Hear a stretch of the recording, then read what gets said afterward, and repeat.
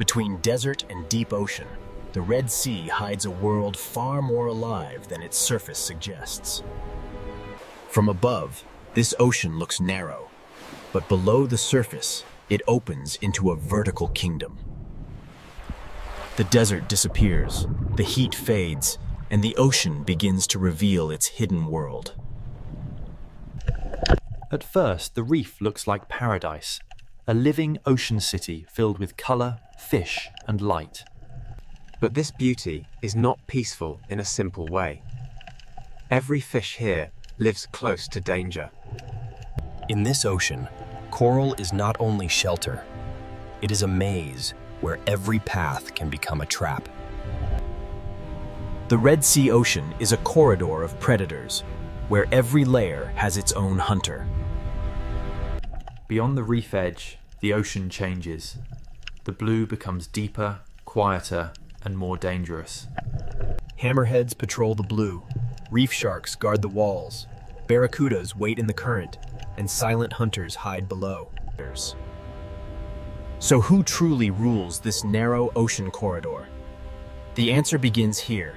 Inside, to understand who rules this ocean, we must begin with the reef, the living city where every hunt starts.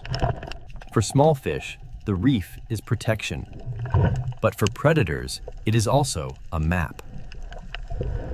Every shape has meaning here. A narrow branch can save a fish, and a narrow passage can guide it toward danger. In this ocean, fear moves faster than teeth. One shadow can change the entire reef. The reef does not simply hold life, it organizes life, forcing fish, hunters, and currents into patterns. Even the open sand is part of the ocean's design. It looks empty, but hidden hunters may be waiting below. Power in the ocean does not always come from above. Sometimes it waits silently beneath the floor. The Red Sea Ocean is narrow from above, but underwater it rises in layers, and each layer has its own danger. Where the reef ends, the blue begins. And in that open ocean, a different kind of ruler moves. This is why the question is not only which creature is strongest. The real question is, which predator controls which layer of the ocean? Beyond the reef wall, the Red Sea Ocean opens into a deeper world, where distance itself becomes power. The hammerhead does not need to rush. Its shape alone tells every fish that the open ocean is not empty. Its strange head is not a mystery of design. It is a living sensor built to read the ocean. This predator connects layers, from coral walls to deeper water, from visible reef to hidden blue. The Red Sea Ocean is not only narrow, it is vertical, and the hammerhead uses that vertical world.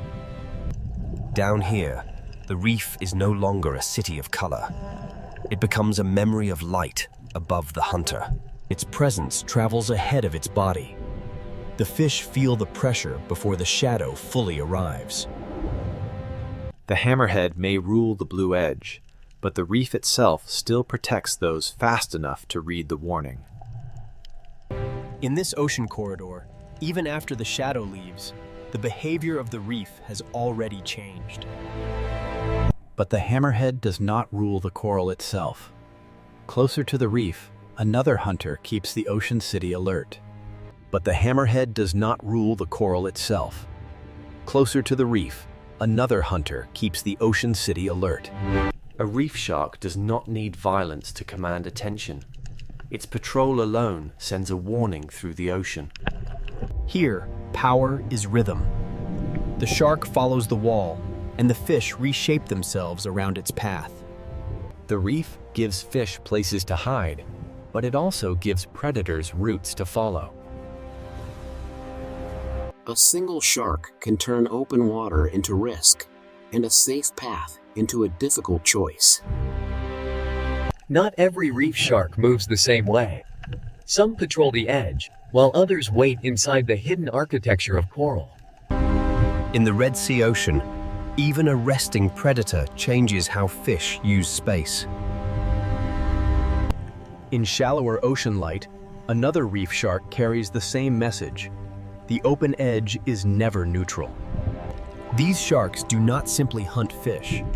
They shape the behavior of every fish that shares the reef. Reef sharks rule the patrol line, but above the coral and inside the current, another predator waits like a silver blade. Reef sharks rule the patrol line, but above the coral, another predator waits in perfect stillness. Barracuda do not command the ocean by size. They command it by timing, patience, and sudden speed. In this narrow ocean corridor, stillness can be more frightening than motion. One break in the pattern, and the quiet ocean becomes a chase. The reef saves some fish, but the open water always demands a price for hesitation. But not every hunter in the Red Sea Ocean needs speed. Some rule by waiting inside the reef itself. The grouper does not need the whole ocean. It only needs one cave, one ledge, and one careless fish. Below the reef, the ocean hides another kind of power, silent, flat, and almost impossible to see. The ray does not patrol the wall or chase through the current. It reads the ocean floor like a secret map. So who truly rules this narrow ocean corridor? The answer is not one creature. The Red Sea Ocean does not begin with predators alone. It begins with the reef that makes predators possible. The Red Sea Ocean does not begin with predators alone. It begins with the reef that makes predators possible. A reef is a city built by living animals, filled with streets, rooms, tunnels, and hidden doors. Every narrow path can protect a fish, but every narrow path can also guide it toward danger.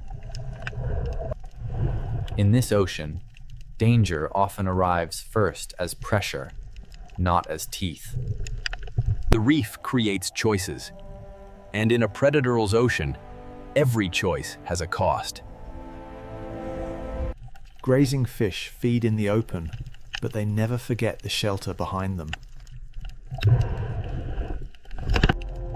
Small fish survive by reading space, current, shadow, and distance to coral. A school can disappear into coral in a heartbeat, leaving the ocean above it silent.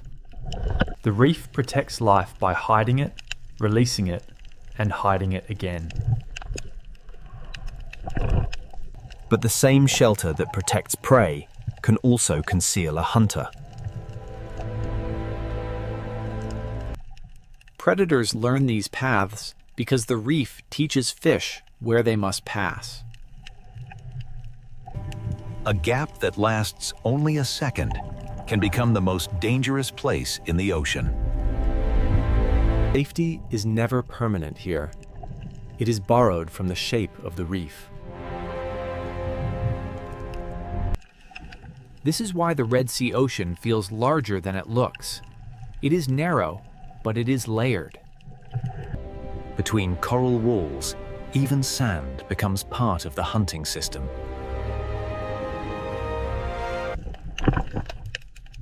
What looks empty from above may be crowded with hidden life below.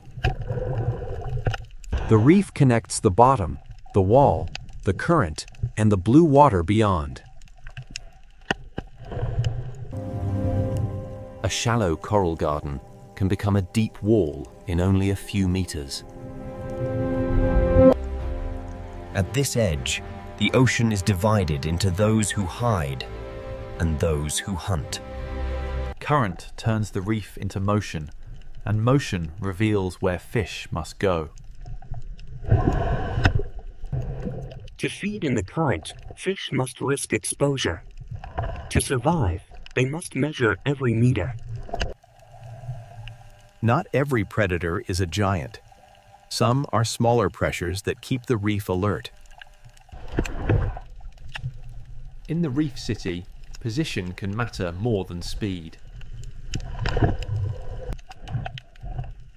A healthy reef supports many kinds of fish, because it creates many kinds of opportunity. Where there are many fish, there are many eyes, many warnings, and many chances for a hunter. The reef can look peaceful until every fish vanishes at once.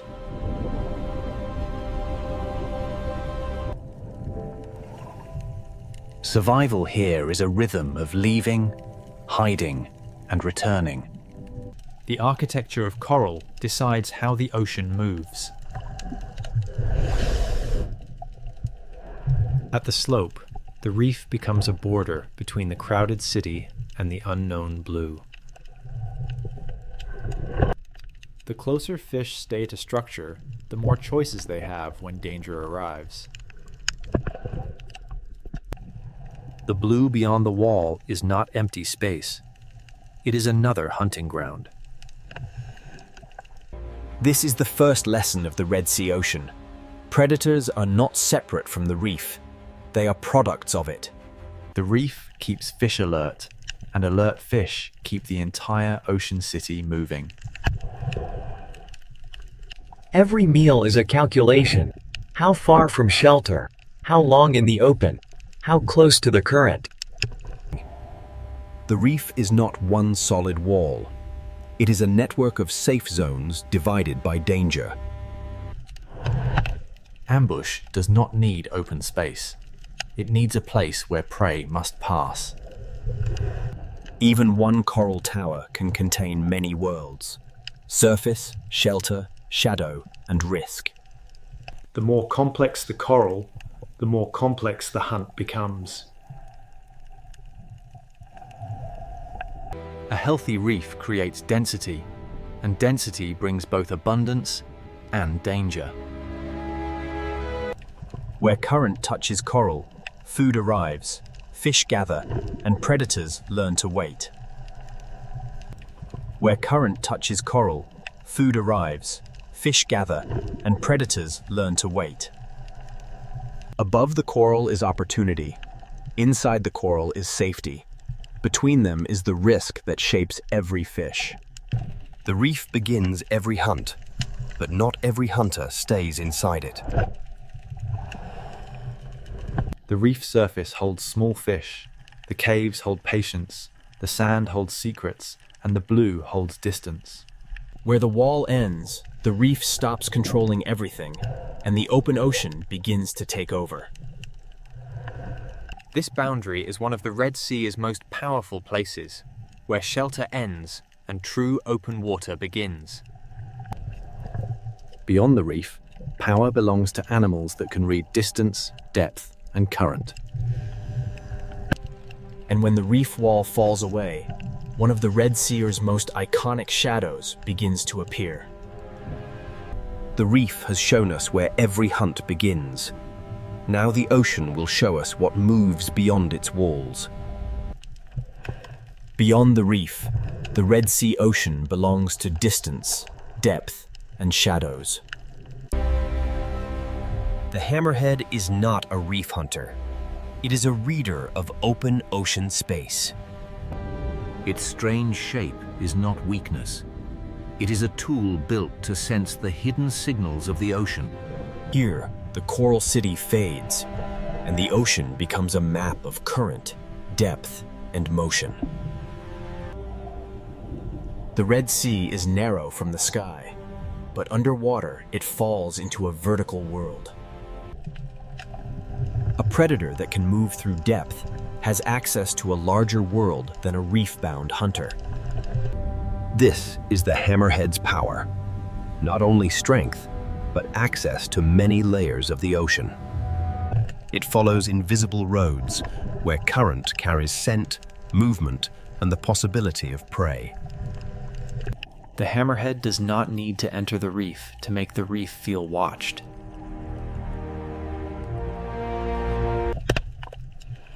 Small fish answer the shark with distance, shelter, and sudden silence.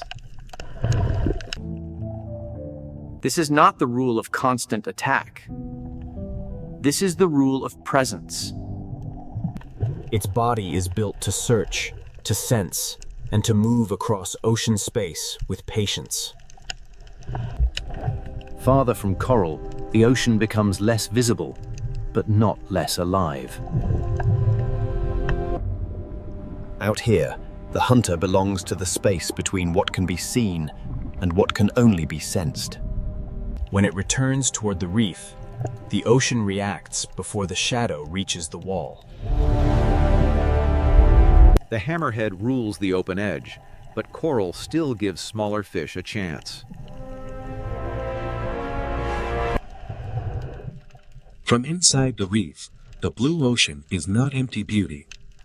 It is exposure. A single passing shadow can freeze a reef more completely than a sudden strike. When the hammerhead leaves, the fish move again, but the memory of the open blue remains.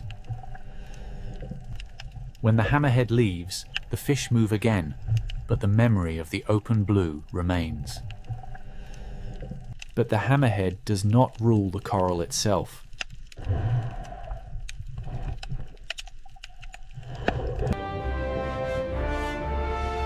Closer to the reef, power moves in a different rhythm. Here, the reef shark becomes the moving pressure along the coral border.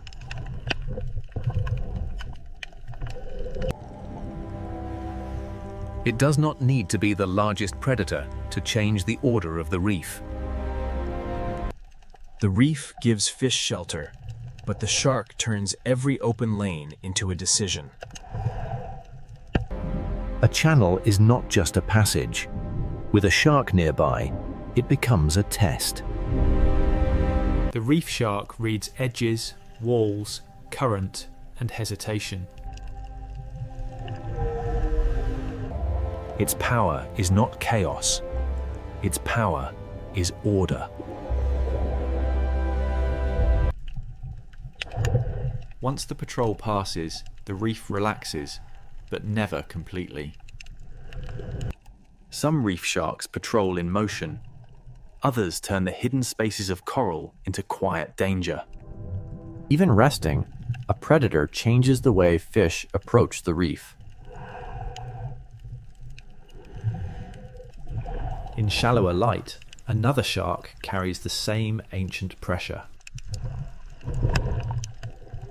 The blacktip moves through sunlight, but its message is the same. Open water is never neutral. The shark does not simply search for food. It shapes the movement of everything smaller than itself. From inside the coral, even a passing shark becomes the sky of danger. Predators create caution, and caution shapes where fish feed, hide, and travel.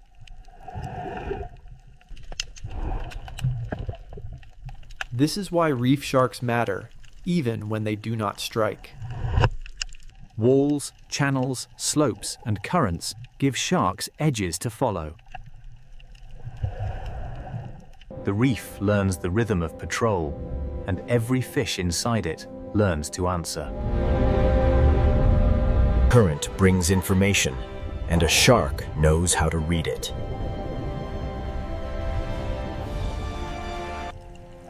Here, the Red Sea's narrow shape does not limit life. It compresses it. Reef sharks rule not by owning every space, but by making every space matter.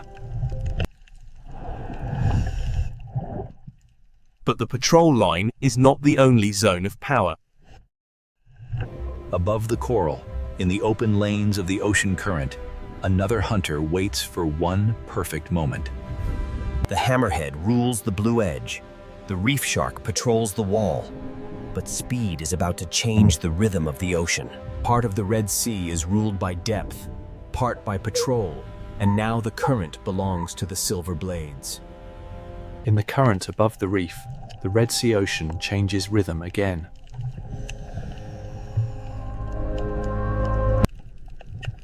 Barracuda do not rule by size.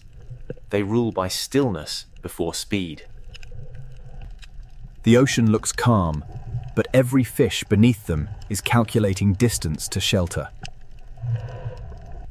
For prey, the reef is safety. For barracuda, The space just outside it is opportunity. A current can become a corridor, and a corridor can become a trap.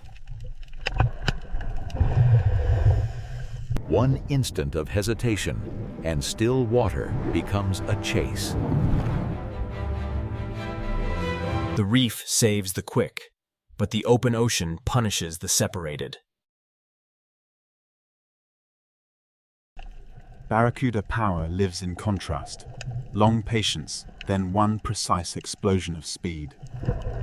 Where current touches coral, food gathers, fish gather, and predators learn the timing. The current feeds the reef, but it also exposes every fish that moves too far from shelter. In this layer of the ocean, power belongs to the animal that knows when not to move. A school survives by becoming one body, one turn, one warning. Barracuda do not chase chaos. They look for the one place where order breaks. A few meters of separation can turn a bright ocean lane into danger. Speed is not only movement, it is the ability to arrive before escape becomes possible. After every burst, the ocean returns to stillness, but every fish remembers the cost of drifting apart. The reef shark controls the wall, but barracuda control the open lane above it. Their bodies are built for clean acceleration, with no wasted movement and no warning. The barracuda waits like a blade, because the ocean will bring the moment to it. Around it, the reef moves, the fish move, the current moves. The hunter waits. The fish know the roof of the ocean can become a strike from above. In the Red Sea, the same current that brings food also brings risk. Barracuda are not the only fast hunters here. The current attracts many predators built for sudden pursuit. Trevally bring weight to speed, turning the open lane into a moving wall of pressure. Every fast predator makes the reef more valuable to the fish that can reach it. Here, speed has many shapes, each one reading the same current in a different way. The open lane rewards hunters that can cross distance before prey can organize. But among these fast hunters, barracuda remain the masters of the sudden moment. The reef creates the passage, the current sets the direction, and the barracuda waits where both become one. This is not random hunting. It is structure, timing, and reaction. In the rule of reaction time, survival belongs to those who turn first. Speed rules the open lane, but coral still rules the final refuge. This is why no predator controls the whole ocean. Each ruler has a boundary. After the chase, the reef becomes more cautious, more organized, more alive to danger. Predators shape the ocean, even when they do not feed.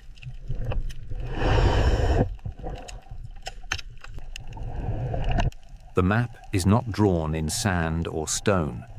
It is drawn in movement. For the viewer, they are beautiful.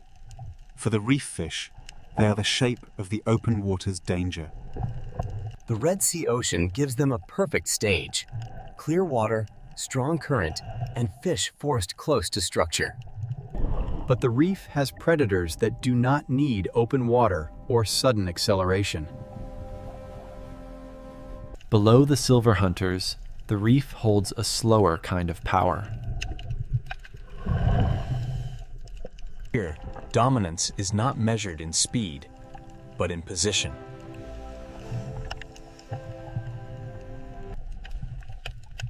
cave can be shelter. It can also be a mouth in the architecture of the reef.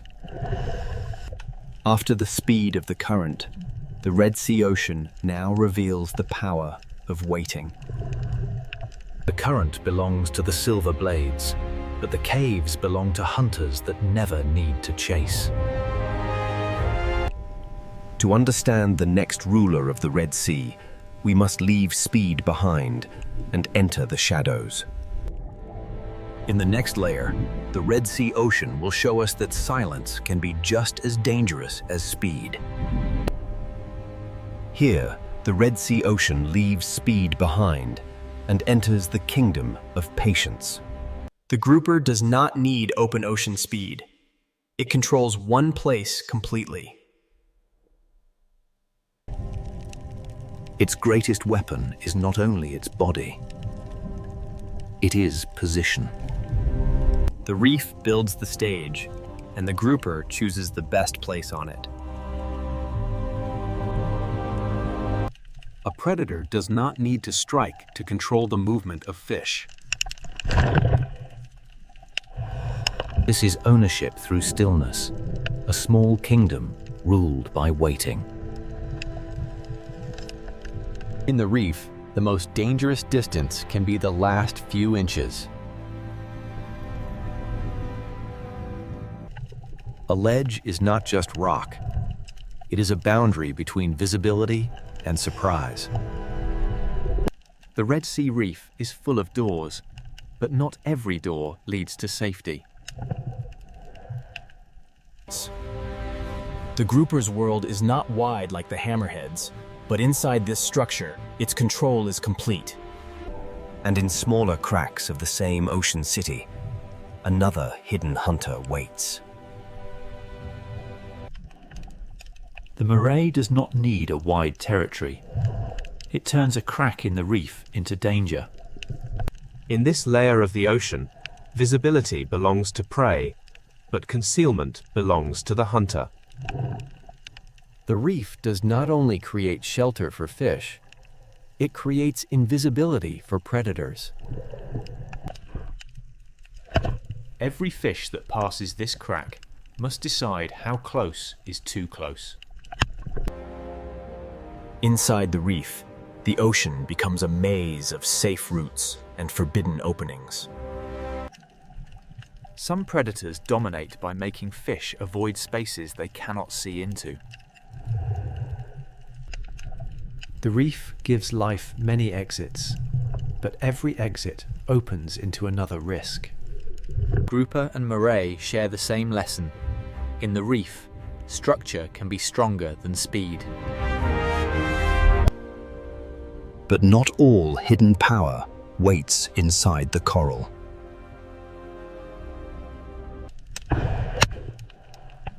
Below the reef, the ocean floor hides a quieter kind of hunter. The sand seems empty because the predator has become part of it. The ray does not chase through open water. It reads the ocean floor. Its body is built for the lowest layer, where pressure, scent, and movement leave quiet traces. To larger predators, the sand may look empty. To the ray, it is full of signals.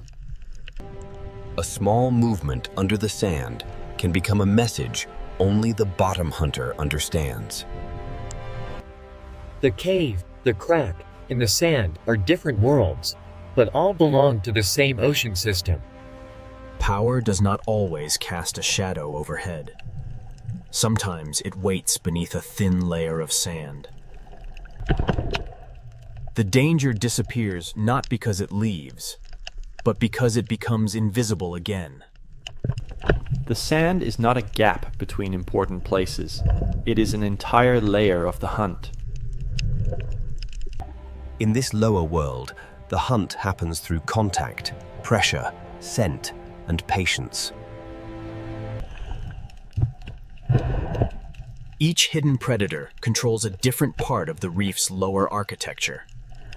The grouper holds the cave, The moray holds the crack, and the ray reads the sand. For a small fish, one journey across the reef can pass through several kingdoms of danger. This is not chaos. It is a layered order built by coral, sand, and patience. The Red Sea is not ruled from one throne. It is divided into many small territories. Some rulers move across great distance. Others make one small place dangerous every day. But none of these hunters owns the whole ocean. Each rules only the layer it understands best. Now the answer becomes clearer. The Red Sea is not a kingdom of one predator, but a system of many layers. The hammerhead owns the blue edge, the reef shark patrols the wall, the barracuda controls the current, and the hidden hunters rule the structure below. Above all of them, the reef itself writes the rules. It creates shelter, ambush points, current breaks, sand borders, and the density of life that makes predators possible. To ask who rules the Red Sea is really to ask who controls which layer. The final answer is not hidden in one bite, one cave, or one shadow. It is hidden in the balance between them. In the final layer, the Red Sea Ocean will reveal that dominance is not a crown. It is balance. After all these layers, the answer begins to emerge. The Red Sea is not ruled by one creature. It is ruled in layers. It owns the open edge, but it does not own the reef itself. The reef shark rules the patrol line, making the coral edge a place of constant calculation. Its power is not only what it eats, but how every fish moves when it appears. Above the coral, the barracuda rules the moment when stillness becomes speed. In the open lane, reaction time can become the difference between survival and disappearance. Inside the reef, the grouper rules by patience and position. It does not need to cross the ocean. It makes one cave dangerous every day. The moray rules the cracks, where invisibility becomes control.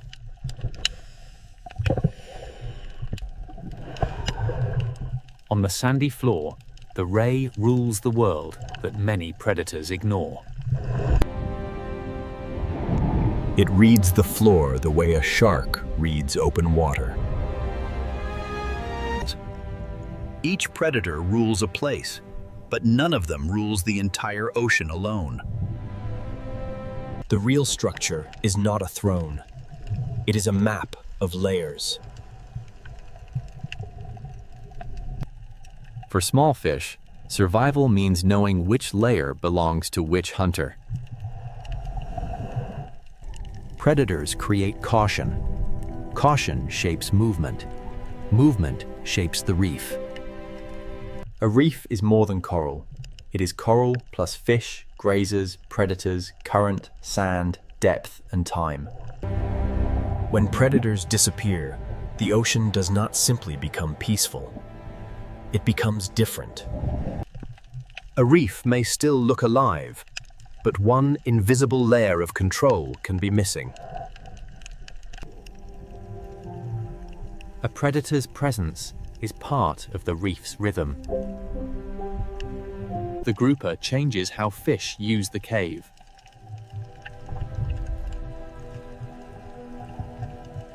The barracuda changes how fish hold together.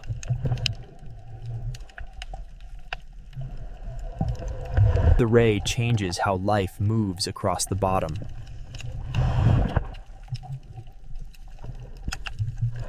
Each predator is a warning, a boundary, and a force in the movement of the reef. Balance does not mean peace without danger. balance means every role still exists. The Red Sea is narrow, but vertically it becomes an entire world. Its narrow shape does not limit life. It compresses life into intensity. Coral, current, sand, caves, and depth all sit close enough for predators to share the same corridor. A fish does not experience the ocean as scenery. It experiences the ocean as choices. Even in calm water, the reef remembers danger. A hammerhead may own the blue edge. A reef shark may patrol the wall. A barracuda may control the open lane. A grouper may hold the cave. A moray may guard the crack. A ray may read the sand. But the system belongs to all of them, and to none of them alone.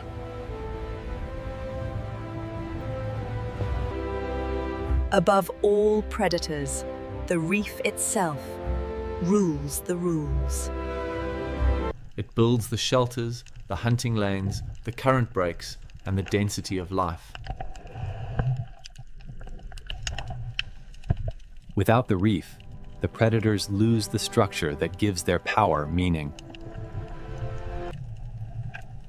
Without predators, the reef loses part of the pressure that keeps it dynamic. Caution shapes movement. Movement shapes feeding. Feeding shapes coral. Coral shapes shelter. And shelter shapes the next generation of reef life.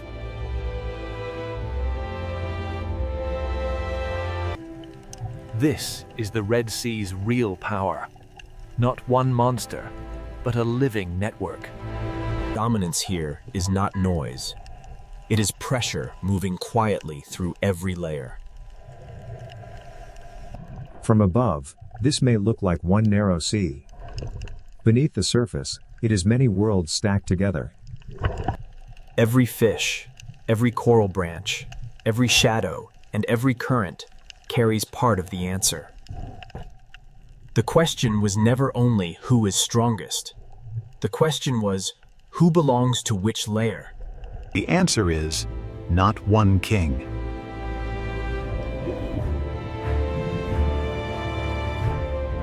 The Red Sea is ruled by balance, fragile, ancient, and moving quietly through every layer of the reef. A hammerhead may own the blue edge, but the blue edge is only one part of the story. A reef shark, a barracuda, a grouper, a moray, and a ray each hold a different piece of power. But no piece is the whole ocean. The real ruler is the relationship between them.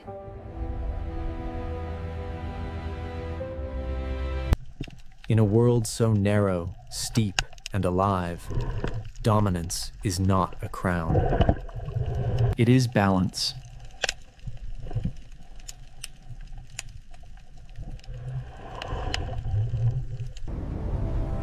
In northern Norway, land does not end gently. It breaks apart into fjords. Here, the ocean is not scenery. It is the force that decides where life can remain. The coast is shaped by wind, ice, and ocean, and every edge feels exposed to the next storm. In winter, the light can fade for weeks, and the ocean turns almost black beneath the Arctic sky. Small fishing villages cling to the ocean's edge, as if one more storm could pull the world into the dark water below. These houses do not stand apart from the ocean. They survive by staying close to it, and by respecting its power. The ocean gives fish movement, memory, and danger. It feeds the coast, then tests it without warning. This is not the soft coastline of a warm sea. It is a place of cold currents, rough weather, and sudden life. The ocean cuts into the land through fjords, carrying salt, cold, food, and the rhythm of survival. From above, the coast looks frozen and severe. But beneath the ocean surface, nothing is still. The secret of this coast begins below the waves, where the ocean moves long before life becomes visible. Above the sea is wind and ice. Below the sea is current, darkness, and hidden energy. In this cold ocean, life begins quietly, almost invisibly, in the movement of water and light. The smallest life in the ocean prepares the way for fish, birds, whales, and people. When the ocean gathers enough food, small fish arrive, and the silence begins to change. A single fish is fragile, but in the ocean, thousands can move like one living body. The Arctic Ocean teaches life to move together, to read pressure, shadow, current, and danger. Above the sea, wings begin to gather. Below the sea, silver movement calls the coast awake. The birds read the ocean from above, searching for the first signs that fish have risen.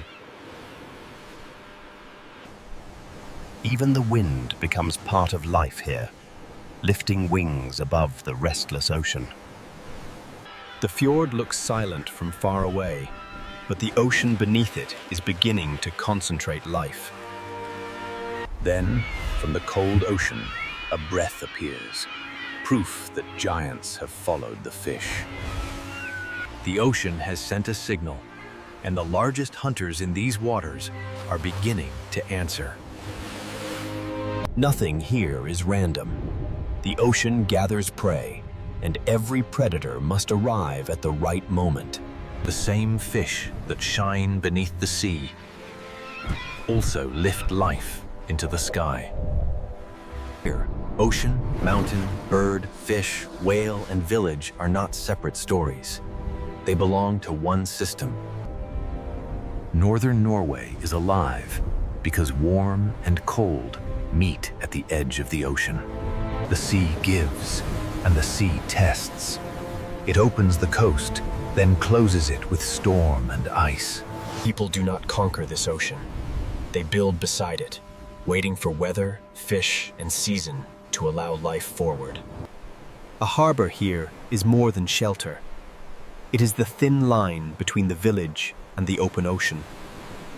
In winter, the ocean becomes a dark mirror, reflecting a sky that barely remembers the sun.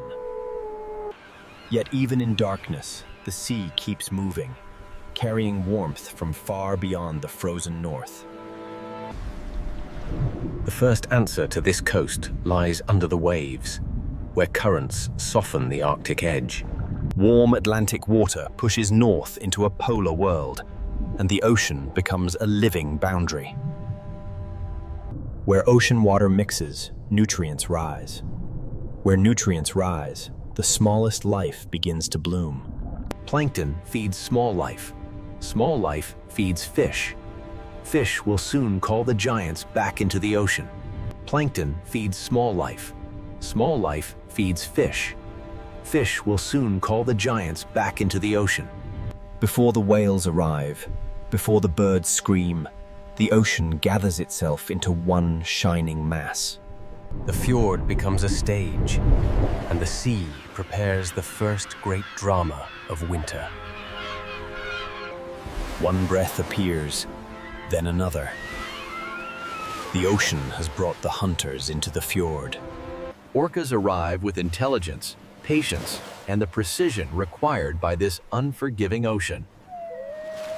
The fish tighten, the water changes, and the ocean begins to organize around the hunt. Above and below the sea surface, every movement is connected by the ocean. Then the larger giants rise, turning the cold ocean fjord into a place of sudden scale. In the darkest season, life does not disappear. In the ocean, it becomes concentrated. Northern Norway is not rich because it is easy. It is rich because the ocean gathers life where season and current align. But this is only the beginning. Beyond the fjords, the sea falls into deeper and stranger worlds. The same ocean that feeds fish and whales near the surface also opens into canyons of darkness below.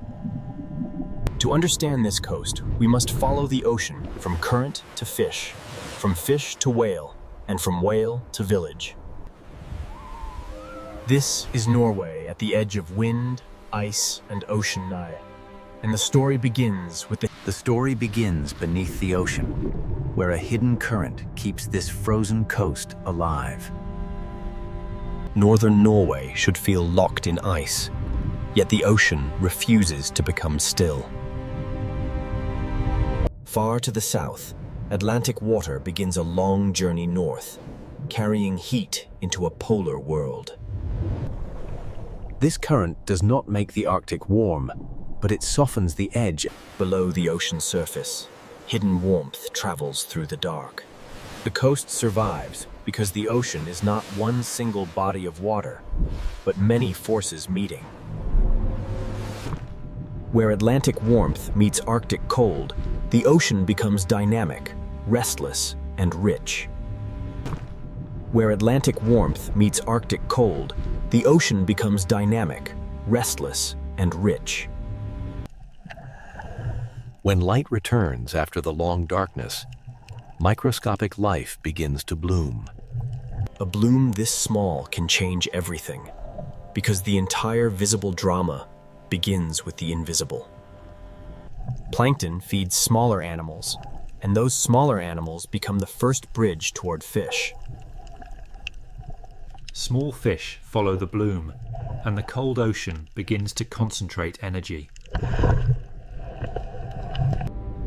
In this ocean, survival often begins with gathering. The season is short, the light is limited, and every creature must arrive when the ocean allows it.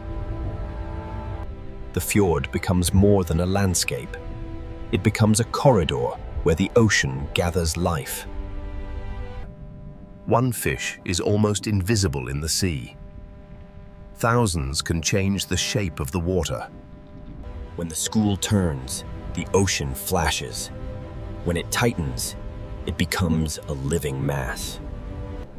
The ocean does not keep its secrets for long. What gathers below is soon read from above.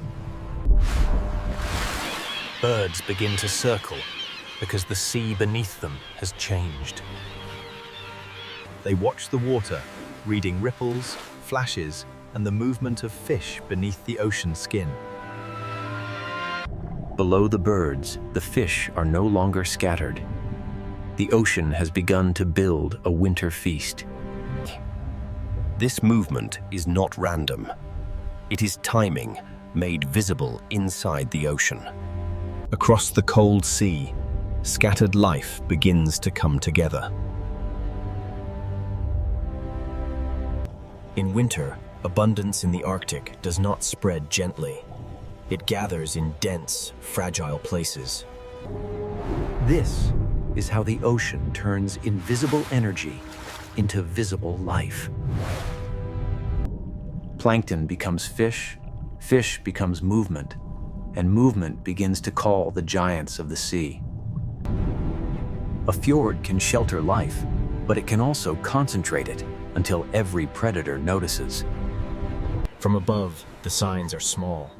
A circle of birds, a change in the sea, a pulse beneath the surface. The land remains silent, but the ocean below it is full of decisions. Air and sea are linked by fish, and every wing above the water depends on what the ocean provides. The power of this school is not aggression. It is concentration. A scattered fish is difficult to find. A dense school changes everything. The ocean compresses life into a shape that birds can follow and whales can find. The first hunters are already reading the surface, but the greatest hunters are still beyond the frame. Far across the ocean, another sign appears and looms. A breath, a ripple, a giant turning toward the feast. The fish do not know the whole story, but the ocean around them is changing. The current began this story. The fish made it visible. Now the sea is ready to summon larger life. Sometimes the entire fjord. From above, Greenland looks silent, but along the edge of the Arctic Ocean, life is already waiting. Arctic Ocean, life is already waiting.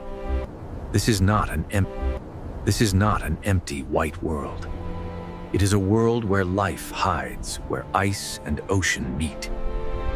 The fjords are ocean roads carved into stone, carrying cold water deep into the frozen land. Every dark opening in the ocean ice can become a doorway, a warning, or a lifeline. In Greenland, the frozen surface is never just scenery. It is the stage where survival begins. The silence holds signs, tracks, scent, wind, hunger, and memory. A hole in the ice may look small, but beneath it lies an entire ocean world. For the seal, this is not simply water. It is the border between breath and darkness. Below the ice, the ocean is quiet, but it is not still. Greenland's story begins in this thin boundary between frozen air and living sea. The polar bear looks powerful, but even power depends on the ocean ice beneath its feet. It reads the sea ice through scent, sound, pressure, and patience. Every step costs energy, and in this frozen ocean world, energy is never wasted.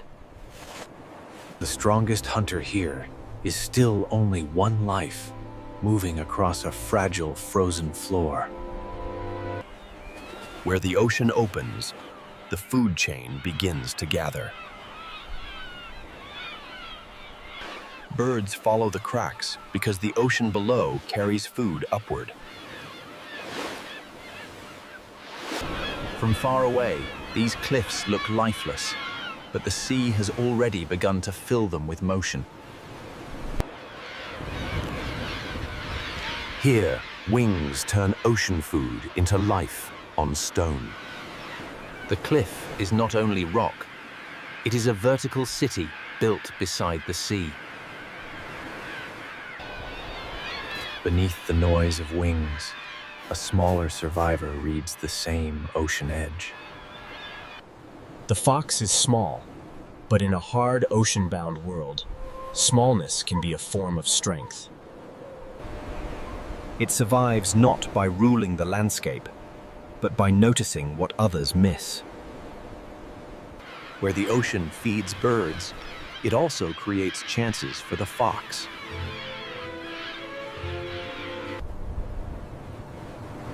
Life here is spread thin, but every edge has a purpose. Even the quietest animals are tied to the rhythm of snow, wind, and sea. Some survive by moving lightly. Others survive by standing together against the ocean wind. In Greenland, warmth is stored in bodies, in herds, and in every careful choice. Land and ocean are never separate here. The sea shapes the weather, the food, and the movement of life. The fjords carry the ocean into the frozen land, and with it comes the possibility of life. Below these icebergs, the ocean continues downward into a colder and darker world. The frozen surface hides an ocean system where small lives support giants. In this cold ocean, even the smallest forms of life can decide what survives above the ice.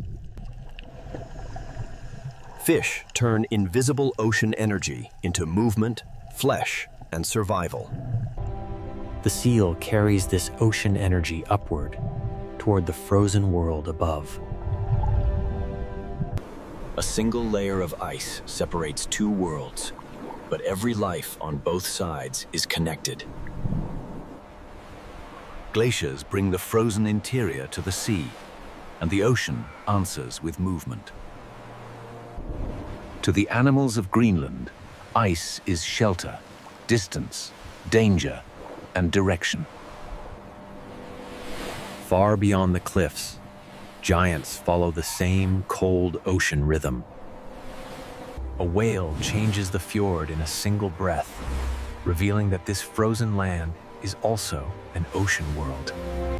Some animals walk on ice, some breathe through it, and others move beneath it like living mountains. Each life seems separate, but the ocean connects them all. In Greenland, survival gathers where elements meet: ice and water, cliff and sea, hunger and patience. Nothing here is careless. Every mark in the snow belongs to a decision. The same frozen surface can be a roof, a road, a nursery, and a hunting ground. The ocean feeds the birds feed the cliffs, and the cliffs feed another kind of survival. This opening chapter is only the surface. Beneath it lies a deeper system of timing, hunger, and adaptation. To understand Greenland wildlife, we must follow the edge where the ocean shapes every life. The first rule of this frozen world is simple. Ice decides where life can move. When the ocean opens, the story begins to move from silence into survival. And so we begin with the fragile foundation beneath every track, every dive, every flight, and every breath. To understand life in Greenland, we must begin with the surface that decides almost everything: sea ice. This ice is not a blank white floor. It is a living boundary between air and ocean. Where the ocean presses against the frozen surface, the ice bends, breaks, rises, and becomes a map. An open lead can become a feeding route, a breathing place, or a dangerous gap between lives. Below the frozen roof, the ocean begins its quiet work. When light returns, even the smallest life beneath the ice can start an entire chain. The beginning of survival here is almost invisible by light, nutrients, and timing. Fish gather where the ocean gives them food, and their movement begins to draw larger lives. Every small body in this cold ocean becomes part of a larger survival equation. The seal lives between two worlds, feeding in the ocean and breathing through the ice. To the seal, a dark circle in the ice is not a detail. It is a doorway back to air. The same ice that traps the ocean below also gives life a place to breathe. For one animal, the hole is safety. For another, it is a place to wait. The bear does not rule the ice by force alone. It survives by reading the ocean's frozen skin. Sea ice is a road, a roof, a hunting ground, a resting place, and a border between worlds. Where the ice is strong, it can become a platform for rest. Where snow gathers over ice, shelter can form, but only if the season remains stable. To human eyes, the ice may look permanent, but the ocean beneath is always moving it. A frozen surface can rise, tilt, crack, and drift with every movement of the sea. The frozen interior reaches the ocean through glaciers, and the ocean reshapes it into drifting ice. Here, every texture tells a different story of cold, pressure, current, and time. The ice opens, closes, thickens, thins, and changes the rules for everything living here. When the ocean opens, birds read the signal from above. A crack in the ice can connect sky, ocean, and hunger in a single dive. Below the opening, the ocean gathers movement that cannot be seen from the frozen surface. The sea feeds the birds, and the birds carry the ocean's energy toward the cliffs. Even the cliffs depend on what happens out here on the frozen sea. The ocean does not stop at the shore. Its influence climbs into every track and every ledge. The living Greenland is not found in the empty interior. It gathers around the ocean edge. When light returns to the frozen world, the ocean beneath begins to answer. Light, ice, and ocean must meet at the right time for life to rise. Every animal reads this map differently, but the map is written by the sea.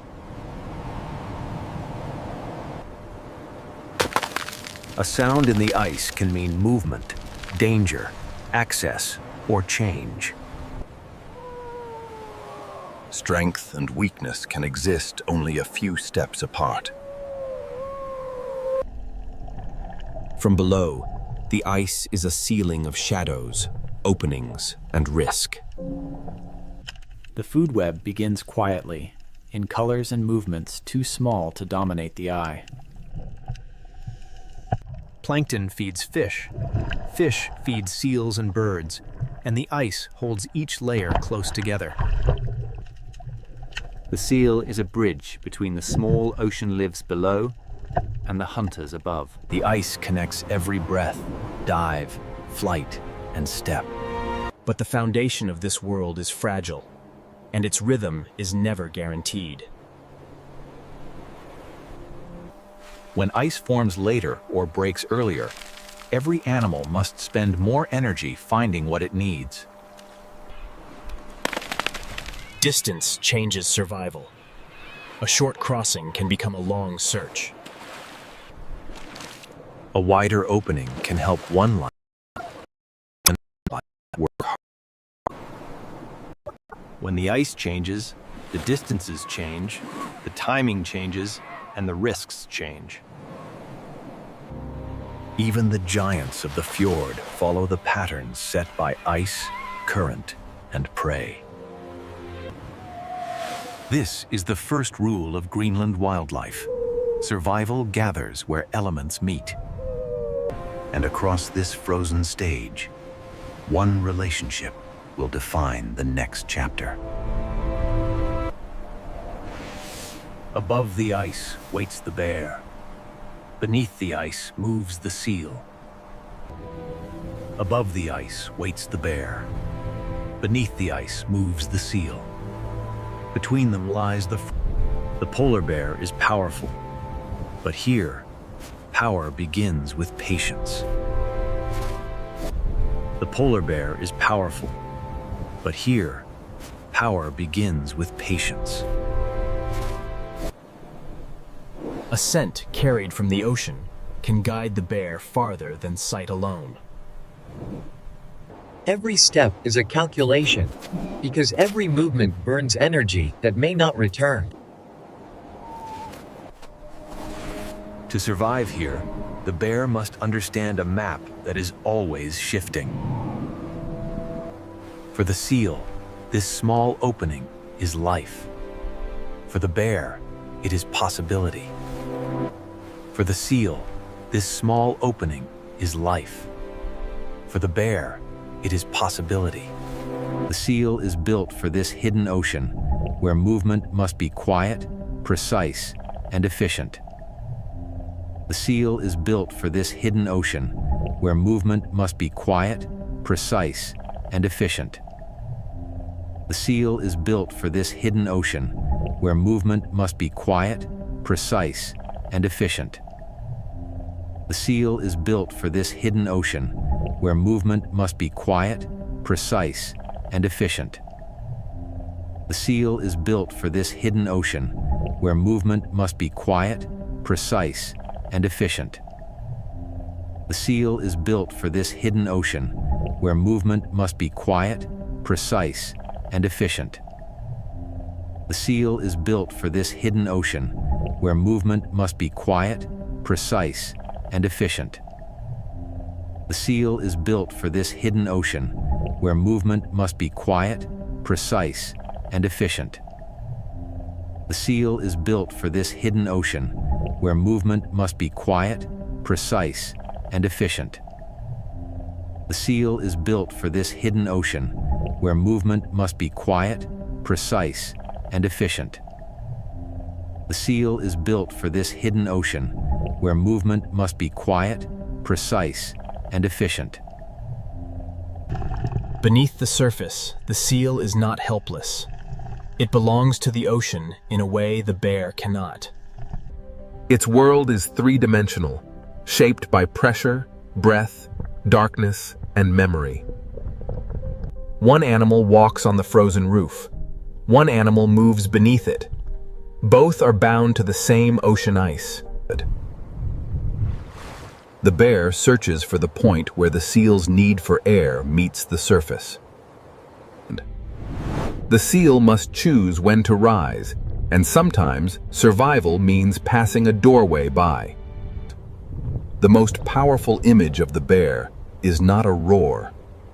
It is the weight of waiting. Somewhere below, a seal must breathe. Somewhere above, hunger is measuring time. Below the ice, the seal also waits, listening to a world it cannot fully see. A few meters of ice, distance, and timing can become the difference between danger and breath. For now, the ocean receives the seal again.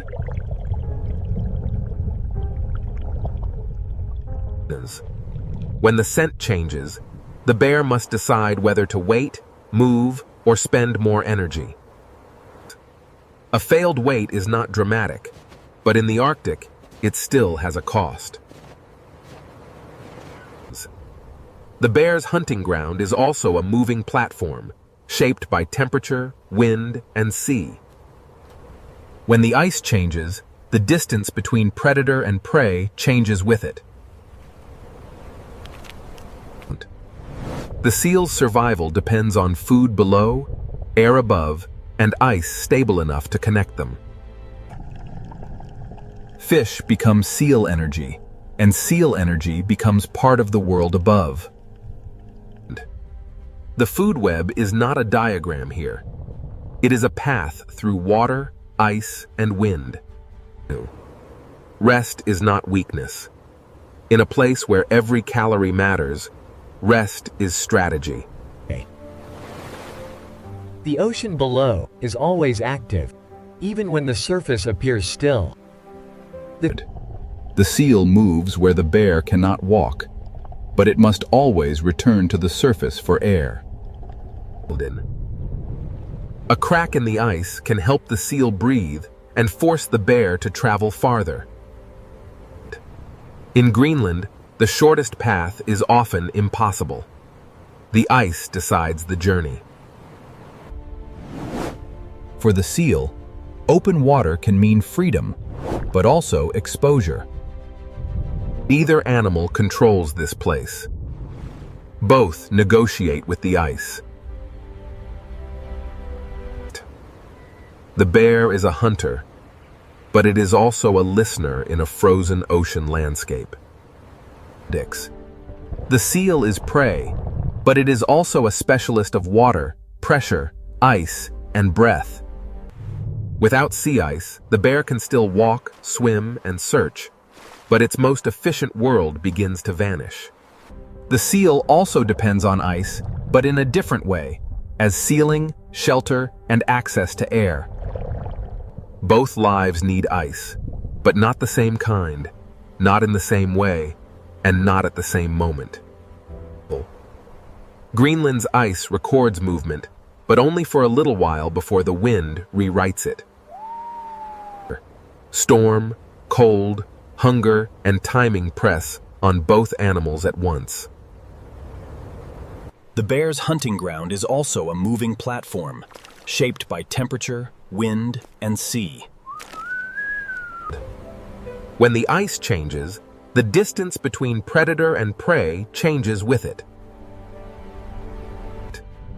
The seal's survival depends on food below, air above, and ice stable enough to connect them. Fish becomes seal energy, and seal energy becomes part of the world above. The food web is not a diagram here. It is a path through water, ice, and wind. Rest is not weakness.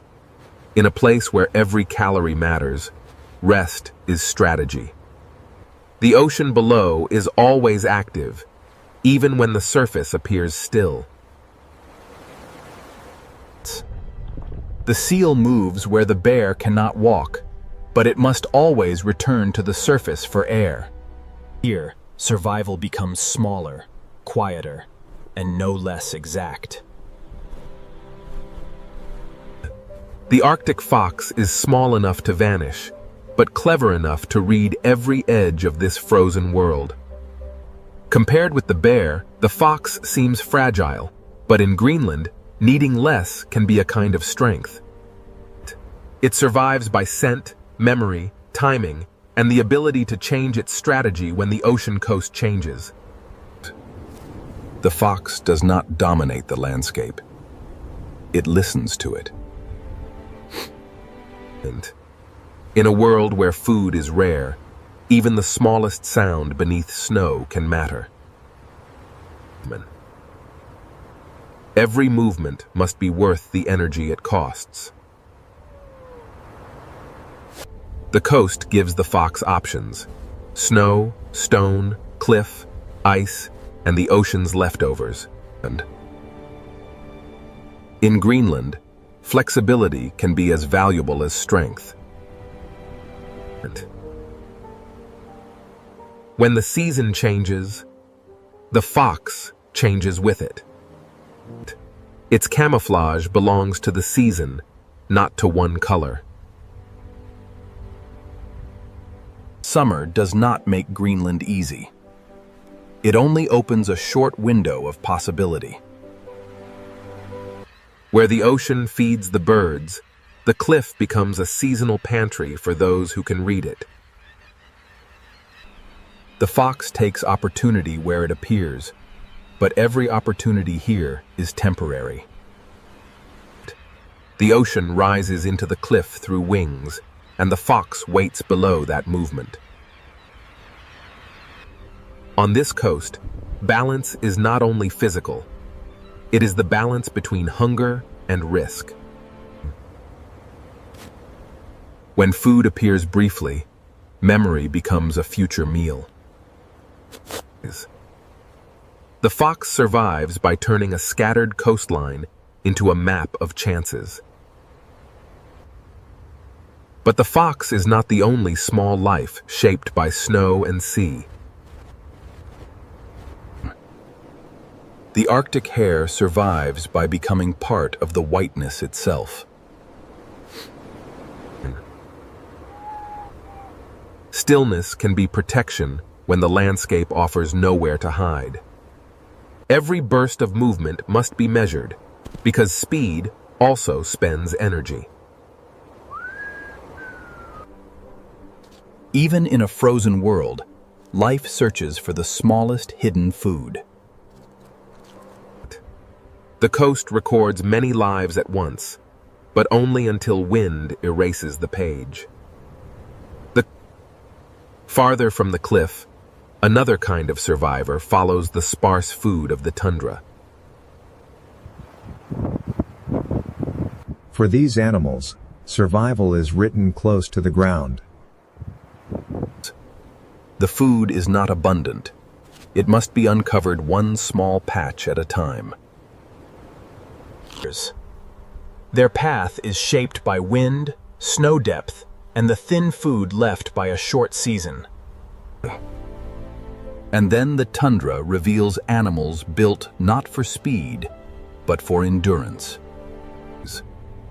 Musk oxen carry warmth like a living shelter against the ocean wind. Their coats are not decoration. They are insulation, armor against cold, and the memory of survival. Like the hare and caribou, they live from what little the frozen ground allows. In a place this exposed, the group itself becomes part of survival. The sea does not feed every animal directly, but it shapes the weather every animal must endure. Many strategies cross the same frozen coast, each one answering the same question in a different way. Survival here is not one kind of greatness. It is many precise answers to cold, hunger, and time. The fox may be one of Greenland's most precise survivors, because it is never tied to only one chance. It searches the boundary where the ocean leaves small gifts and the tundra hides small meals. Opportunity is brief here, and the fox must know when to move on.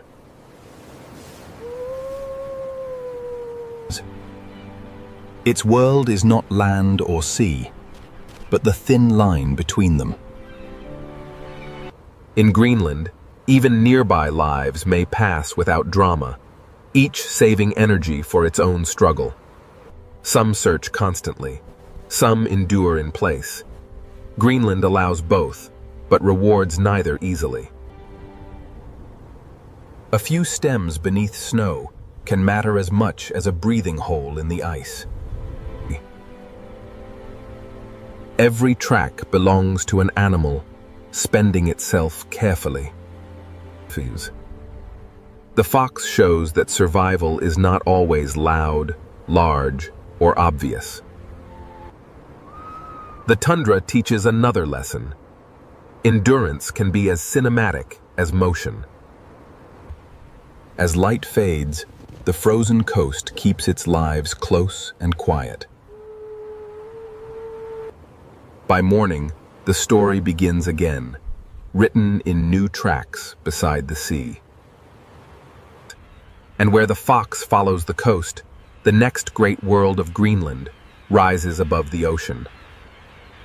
Beyond the quiet survivors of the tundra, the cliffs awaken into a city of wings, and the ocean begins to speak louder. Beyond the quiet survivors of the tundra, the cliffs awaken into a city of wings, and the ocean begins to speak louder. From far away, this cliff looked lifeless. Up close, it becomes one of Greenland's loudest expressions of survival.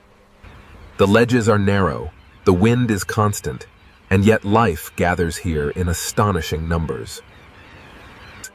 In Greenland, abundance does not spread everywhere. It concentrates where the ocean can feed it. Every flight away from the cliff is a journey back to the sea. The birds search the openings, because beneath the ice, food begins to move. A single dive connects sky, cliff, ice, and ocean. Below the surface, the ocean gathers the energy that will return to the cliff. The sea gives, and the wings carry that gift back to stone. The cliff is not separate from the ocean. It is fed by every return. Each landing is precise, because space is scarce and the sea below is unforgiving. This is a city without walls, built from wind, rock, wings, and ocean food.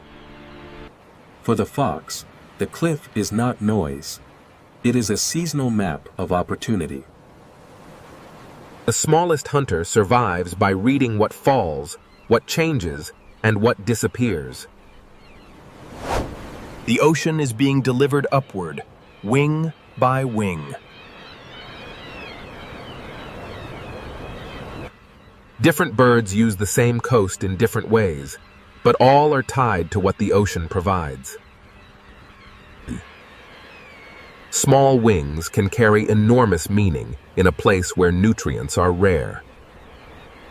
Around great colonies, The sea even changes the land, feeding soil that would otherwise remain poor.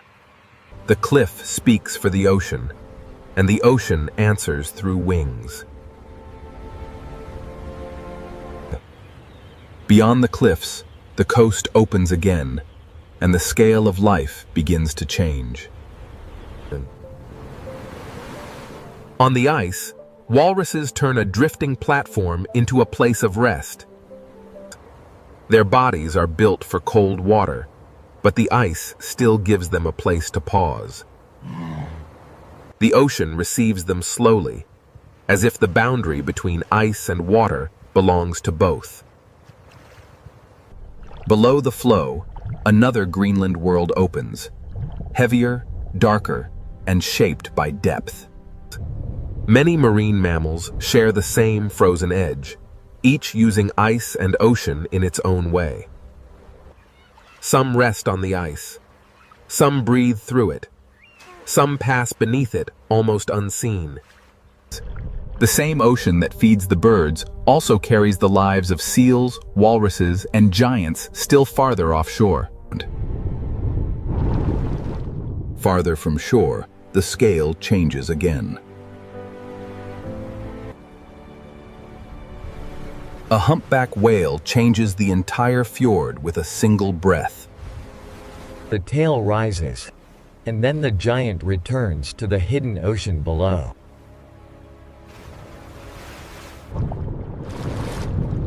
Below the icebergs, Greenland becomes a three-dimensional ocean world. Fin whales bring speed and scale to waters shaped by current, prey, and season. These giants do not move randomly. They follow the ocean's invisible patterns. Where plankton and fish gather, the largest bodies on Earth may follow. The bowhead whale belongs deeply to the Arctic imagination, slow, massive, and built for icy seas. Its body carries endurance across seasons, currents, and frozen waters. In the dark below the ice, size becomes almost silent. Then the ocean changes tone, and white shapes move through the fjord like living echoes. Belugas move through sound as much as water, using voices to keep contact in a world of ice and shadow. In cold and limited visibility, sound becomes a map. Some Greenland lives are visible only for moments, and others remain almost mythical. Narwhals bring mystery not because they are fantasy, but because their real lives are so difficult to witness. A single tusk above the water can feel unreal, but it belongs to a life shaped by ice, depth, and sound. Beneath the surface, they travel through a world where sound, pressure, and inherited roots matter more than sight. Greenland's ocean is not empty space. It is a layered world of roots, signals, and hidden feeding grounds. Some animals stand on ice, some rest on it, some breathe through it, and some travel beneath it. Together, they reveal Greenland not as an isolated island, but as part of a living Arctic Ocean network. The animals follow food, openings in ice, depth, temperature, current, and memory. What begins as tiny movement in the ocean can rise into birds, seals, walruses, and whales. But this ocean map is not fixed, and the rhythm that guides these lives is changing. When ice shifts, every route must be read again.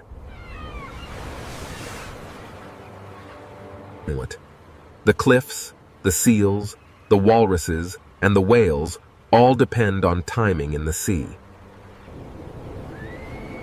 A change in one layer can echo through all the others.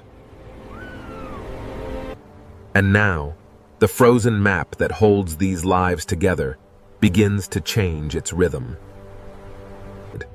And now, the frozen map that holds these lives together begins to change its rhythm. In Greenland, change does not arrive as an idea. It arrives as thinner ice, wider water, and altered distance. A frozen road can become a maze, and every animal must learn the new shape of the ocean. For the polar bear, distance is not only space. Distance is energy. When ice breaks the route, the bear must walk farther, wait longer, and spend more of what it cannot easily replace. Its strength remains immense, but strength needs a platform. The bear is not defeated by one crack, but every extra distance adds pressure to its life. Below the ice, the seal also faces a changing ceiling. More open water can help a seal breathe, but unstable ice can change where it rests, hides, and raises young. The same change can offer one advantage while removing another.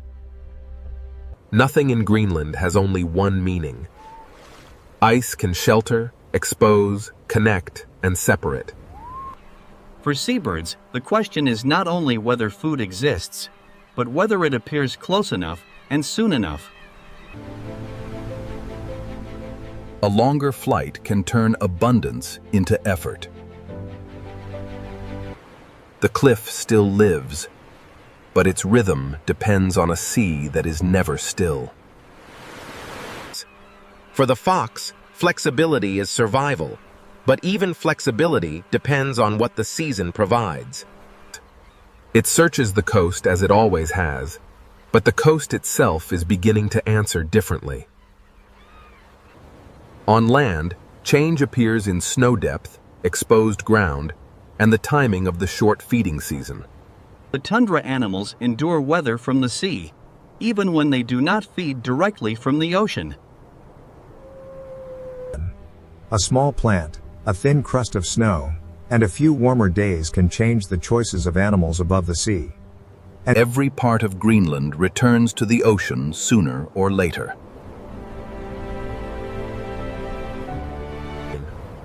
For whales, changing ice can open new water, but it can also shift the food they follow. When plankton and fish move, giants may change their routes. Belugas read the water through sound, but even sound travels through a changing landscape. A route once held by ice and memory may become a route of new openings. Narwhals, too, move through a world where ice, depth, and sound must align. The hidden routes of the Arctic are not fixed roads. They are living agreements with the frozen sea. The animals are tough, but toughness does not mean independence. Specialization creates power, but it also creates dependence. A body perfectly made for one rhythm may struggle when that rhythm begins to shift. The bear, the seal, the fish, and the ice are not separate stories. A change in the sea can rise into the sky. A change in the sea can reach the smallest hunter on the rocks. A change in snow and sesame can reach every hoofprint, pawprint, and hidden burrow. Greenland is not a place where life spreads evenly. It is a place where life gathers at the margins. To watch Greenland wildlife is to watch precision. A seal's quick breath, a bear, slow step, and a bird's shadow all belong to the same frozen system. Beneath the surface, the ocean remembers every layer of the story. A whale's breath above cold water can feel brief, but it carries a history older than maps. The fox reads the snow, the birds read the sea, and the whales read the currents. The bear reads the wind, and the seal reads the ice. Together, they turn Greenland's frozen edges into a living system. Nothing here is careless, and nothing here is guaranteed. Yet Greenland is not a dead white world. It is a world where life has learned to spend itself carefully. Here, harshness does not erase life. It sharpens it. The frozen world and the ocean world are not separate. They are one living boundary. Every breath, dive, flight, and step belongs to this fragile agreement between life and ice. Greenland wildlife does not live outside the harshness. It survives by reading the harshness. And as the ice changes, every track, every breath, every nest, and every migration must answer a new question. Survival here is not only about strength, it is about timing, precision, and the fragile promise between life and the frozen world that holds it. This untamed wilderness, Kodiak Island, has weathered storms like this for millennia. The raw power of the North Pacific shapes everything here. Kodiak Island. A place defined by the relentless weather and the unforgiving sea. Kodiak is defined by motion, not stillness. Here, the island breathes weather every hour, a wild, untamed cycle of rain and mist. They thought they knew this place, but the island guards its secrets with teeth and claw, a force of nature, unmatched. From the highest peaks to the deepest valleys, every stream belongs to the ocean. We see the mountains and the mist, but the sea remains the island's unseen engine, fueling the wind and the rain. Kodiak is not empty. It is densely alive. This is the island, a place defined by the relentless rhythm of the cold northern sea. Rain doesn't just fall, it sculpts the world around us, shaping every layer of life, ensuring the vibrant greens of this forest endure. The shoreline is a boundary that never stays fixed, constantly reshaped by the relentless power of the sea.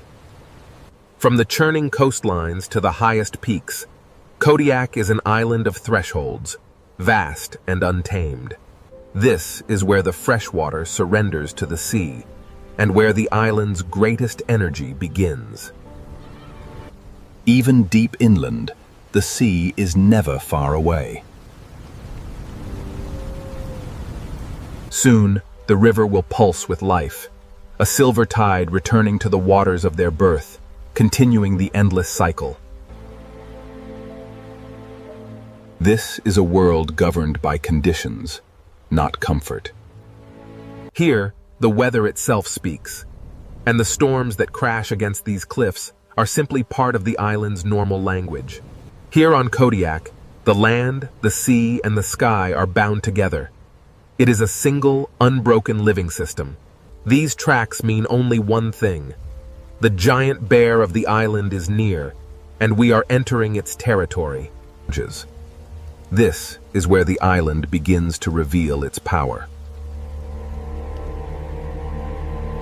It moved with deliberate force, an ancient shadow emerging from the mist and rain, searching for us. But the island's true story, the one etched into the stone and the water, begins far beyond this forest. Carried by the cold current from the high country toward the ocean, we transition now into the solemn and powerful territory of the bear. Here on Kodiak, the landscape is in constant motion, shaped by the relentless weather and the powerful creatures navigating these rugged paths. Beyond the fog lies the domain of the island's true master, and it does not welcome visitors. A life-sustaining current flows through the forest. Soon, the salmon will begin their arduous journey, drawn back to these waters. This is Kodiak, a place where the visibility itself changes by the minute. Here, the forest becomes a sponge. Every drop of this cold rain is captured by the moss, storing the island's moisture deep within the earth. Where the fresh water surrenders to the saline depths, the path home begins, though the way is long and shrouded in mist. They say this place has no beginning, only the endless churning of the sea and the whisper of the wind through the peaks. Every part of this land depends on the next. The water flowing from these mountains connects the entire system. Rain defines this landscape, shaping the very stones and trees. But even in this relentless downpour, the first signs of life begin to stir. As twilight fell over the riverbank, the island prepared to reveal its largest presence yet. Kodiak. A land of constant reveal and conceal. The cycle begins again. Driven by instinct, the salmon turn upstream, drawing the great bears back to the river's edge. Flowing through this hidden corridor, the river sustains an intricate web of life. It is a delicate balance, one we are only beginning to understand. Energy returns to the island with every wave, a cycle as old as the sea itself, constantly renewed. Kodiak is built from connections. This island system shows us a simple truth. Nothing here exists alone. Everything is connected by water. To truly know Kodiak, you must first accept that much of it will remain forever hidden, lost in the fog of time and tide. Soon, the salmon will return. Driven by an ancient instinct, they will face the torrent, seeking the waters of their birth. Weather is not background here, but structure. The legends were true. The island holds a giant, and by the size of these prints, it's unlike anything we've ever known. Isolation wasn't just a state of being here. It was the sculptor, carving these valleys and shaping the very nature of this untouched world. Driven by ancient instinct, the salmon return. They fight the storm and the tide, completing a cycle as old as the river itself. The signs were everywhere, pointing towards a power unmatched in this wilderness. Soon, we would meet the bear. The true power of Kodiak lies not in a single landmark, but in the entirety of this immense, rugged coastline. From the rugged coastlines, we move inland, into the heart of this secluded ecosystem. Here, the dense canopy thrives on the constant moisture. The next chapter will reveal why this place can support giants. This is just the surface. The island's true story, the deeper system of life, is only beginning. The storm intensified, washing away the path. But it couldn't hide the tracks. The ruler of this island was close now. This river is part of a vast, unending cycle. The water here will reach the distant ocean, only to return again as rain falling on the forest. In this unforgiving landscape, the Kodiak stands alone. The quiet giant of the island. The bear's size comes from an island built on abundance and endurance. Power on Kodiak often arrives quietly.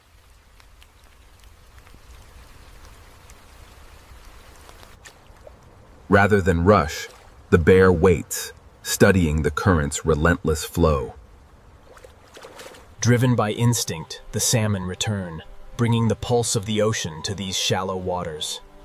The forest awakens. These fish carry the sea into the forest.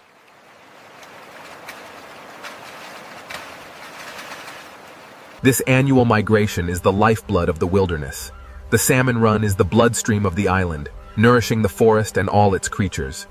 For the salmon, comfort is irrelevant. It is reproduction that drives this arduous journey upstream. The bear's movement is slow, exact, and powerful. The catch is merely part of a much larger exchange, a critical moment in the ongoing saga of the salmon run and the bears that depend on it. The salmon run bridges two worlds. From the vast ocean, this single fish brings the nutrients necessary to sustain the giants of the forest. In the harsh reality of the Alaskan wilderness, every meal shapes this bear's winter survival. building the reserves needed to endure the lean months ahead. A gathering place for predators and scavengers. The powerful current draws them all inevitably downstream. Nothing on Kodiak feeds only one species. The land does not forget. These prints, these scales, they are the memory of movement etched into the earth. The bear is built by seasons, not moments. This is Kodiak's rhythm, a staggered abundance. When one stream rests, another wakes, and the bear knows exactly where to be. The island's energy moves inland from the ocean. Here, in the quiet cold, every step sinks deep into the wet moss. Every print left behind marks the island itself. The salmon are the engine of abundance. Their relentless journey upstream feeds the forest, the waters, and creatures like the bear. And in the distance, evidence that this island supports more than one giant.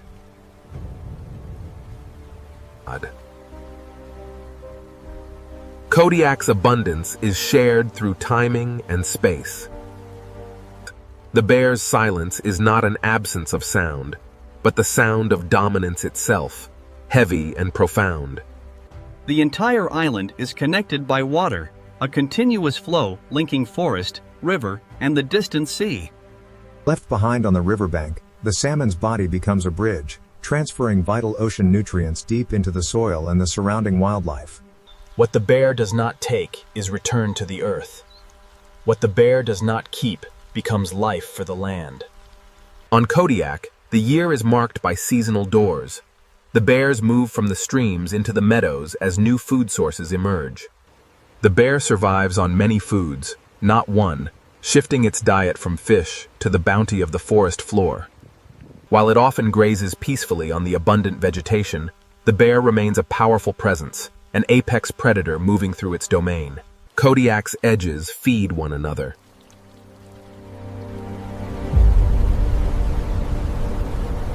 While recognized as a fierce river hunter, the coastal brown bear is also an opportunistic forager, scavenging the shoreline after the storm.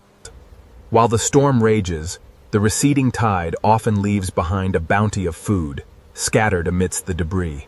Driven by the relentless coastal winds, this stretch of pebbles and driftwood becomes a shared feast for the great bear, the eagles, and the gulls. When the tide retreats, it uncovers a hidden layer of the island, teeming with life adapted to this rugged coast. The bear knows this loop well. The sea provides, but the land offers refuge when the weather turns. It is here on Kodiak, everything is connected. The streams feed the forest protects the coast, and in this unity lies our strength. Relentlessly, the journey continues. The salmon, driven by instinct, is still on its way home. The island feeds its giants in more than one season. Even the smallest plants play a vital role in the bear's survival, providing sustenance in this harsh landscape. Standing resolute against the storm, the Kodiak bear is the undisputed monarch, the visible peak of this island's system. The bear is shaped by the island. Its greatest power is the system that keeps it alive: the rain, the river, and the cold sea. The salmon, fueled by the distant ocean, carry life upstream. The bear intercepts this energy, transferring the vitality of the sea. The bear is only one part of a vast, interconnected living system. Here, the salmon, the river, and the forest are all linked in a delicate balance. Driven by an ancient instinct, these salmon are the embodiment of energy carried home from the sea, fighting the relentless current. For the salmon, every leap is a struggle, part of a powerful return to waters older than memory itself. Driven by instinct, the salmon begin their migration. It is a staggered pulse of abundance against the relentless river current. The island does not give everything at once. The journey nears its end, and with it comes a profound change. Their scales ignite with the crimson hue of the spawning grounds. For the creatures of this forest corridor, the river is more than just a waterway. It is a stage set for the ancient drama of the hunt, Here at the river mouth, freshwater meets the cold sea. It is a meeting place of worlds, where different currents collide and life thrives. Even death here feeds the island. This is the hidden exchange between sea and land. The forest drinks deeply from the remains, a transfer of marine energy carried by the steady rain into... The stream nourishes more than the fish. It brings life to the moss and the soil, sustaining the entire woodland ecosystem. The forest edge acts as a profound record of feeding. The scattered remains of the salmon and the deep impressions of bear tracks. From the smallest creatures to the otter searching for salmon, all life here is bound by the same ancient, unending cycle. Nothing on Kodiak goes unused for long. Even in the harshest storms, the cycle continues. The island's scavengers are interconnected, bound by the same living chain. While the larger predators have moved on, the salmon run continues to provide sustenance.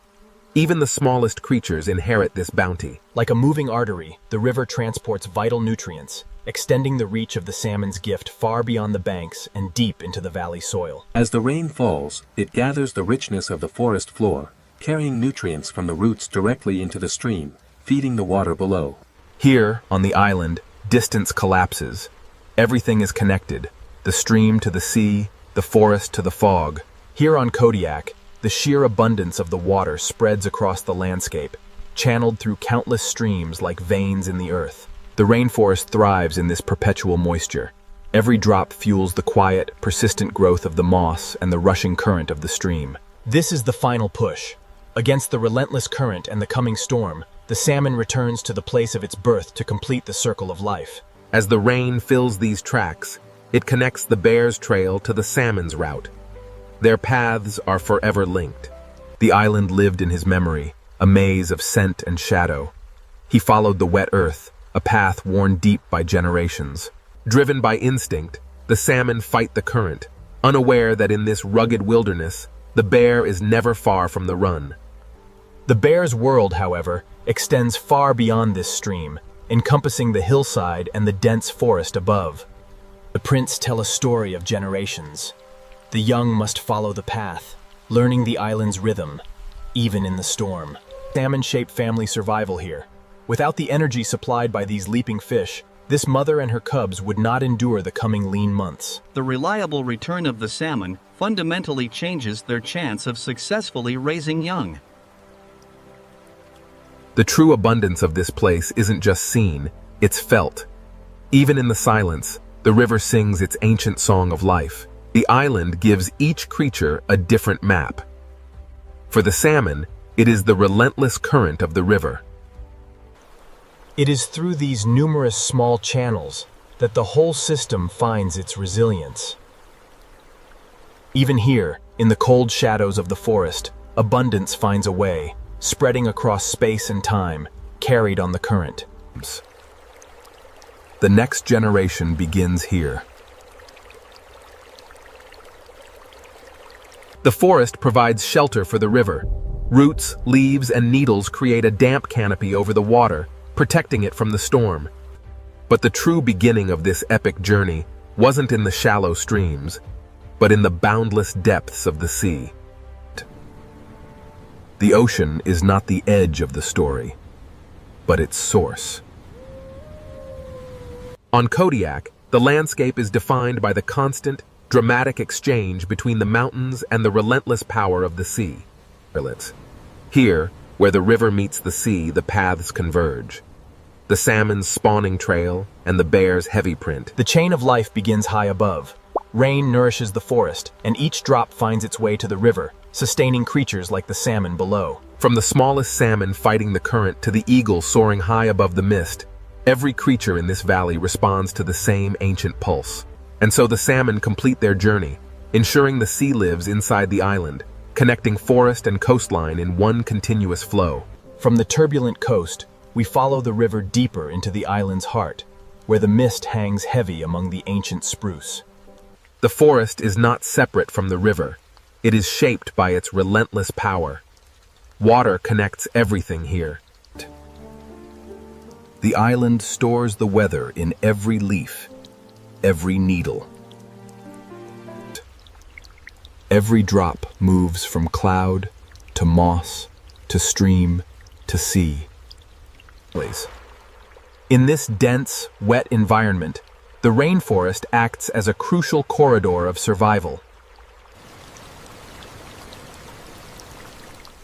The forest hides as much as it reveals. This island is constantly being crossed by powerful animals, leaving their mark upon the land. The energy of the river enters the forest floor. The forest receives what the river leaves behind. We describe the rainforest as a living sponge. It holds the water, regulates the flow, and sustains the delicate balance of this vibrant ecosystem. Even far inland, the sea still speaks through rain. We often think of it as one island, but in truth, it is many streams tied together, a single interconnected web of waterways. Here on Kodiak, true beauty reveals itself in the moisture of the air and the quiet wisdom of restraint. Here, in the quiet depths of the woods, the forest reveals itself as a keeper of water and ancient memory.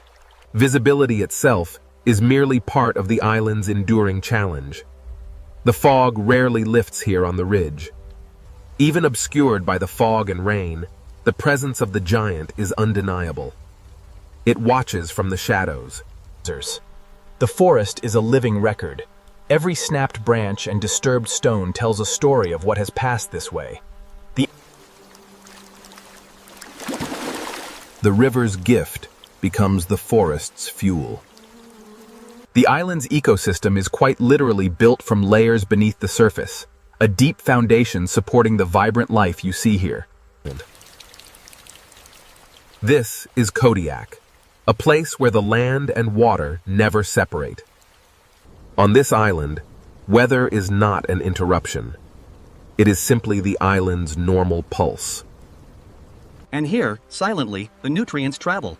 Carried by the runnel water, the salmon remains returned to the soil, feeding the vast rainforest ecosystem. This island, shrouded in mist, is more than just rock and soil.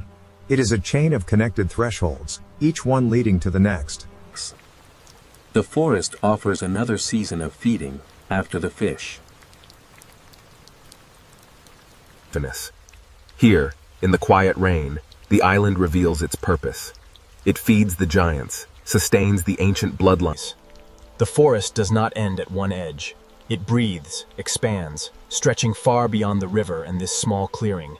These hidden side channels are the arteries of the Kodiak wilderness, a sheltered passage for water and the wildlife that depends on it. From the smallest bird to the unseen insects, every tiny life here depends entirely on the same wet balance. From the smallest stream to the highest peak, the forest canopy acts as the vital bridge, connecting the water below to the vast sky above.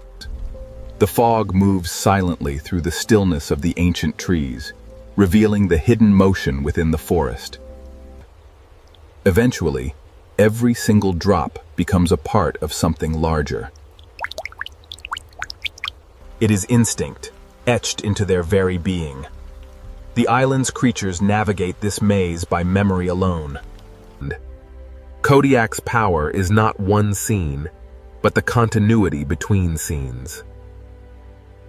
Here, death is not an ending, but a transformation. The salmon gives itself back to the stream, ensuring the cycle continues. Silently, the nutrients travel.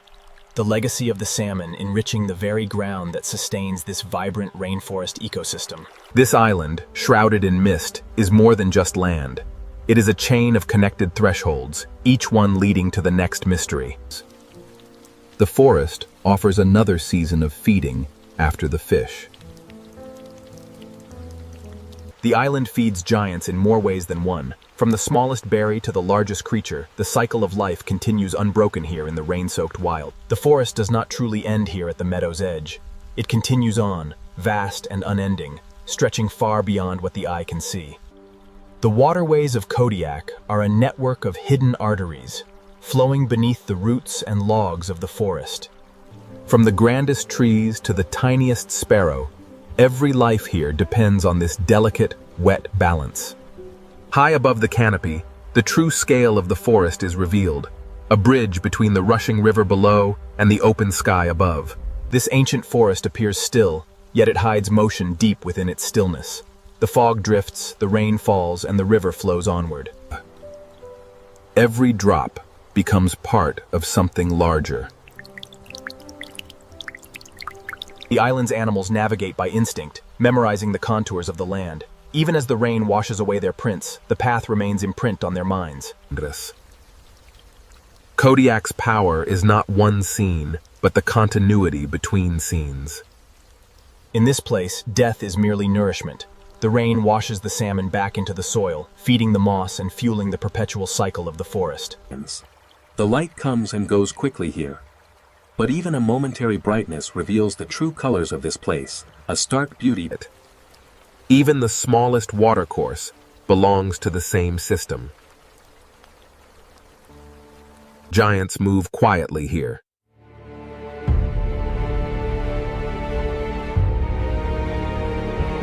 Rain connects the sky to the soil, but the salmon bring the ocean here, leaving behind signatures of their journey, reminding us that everything is connected.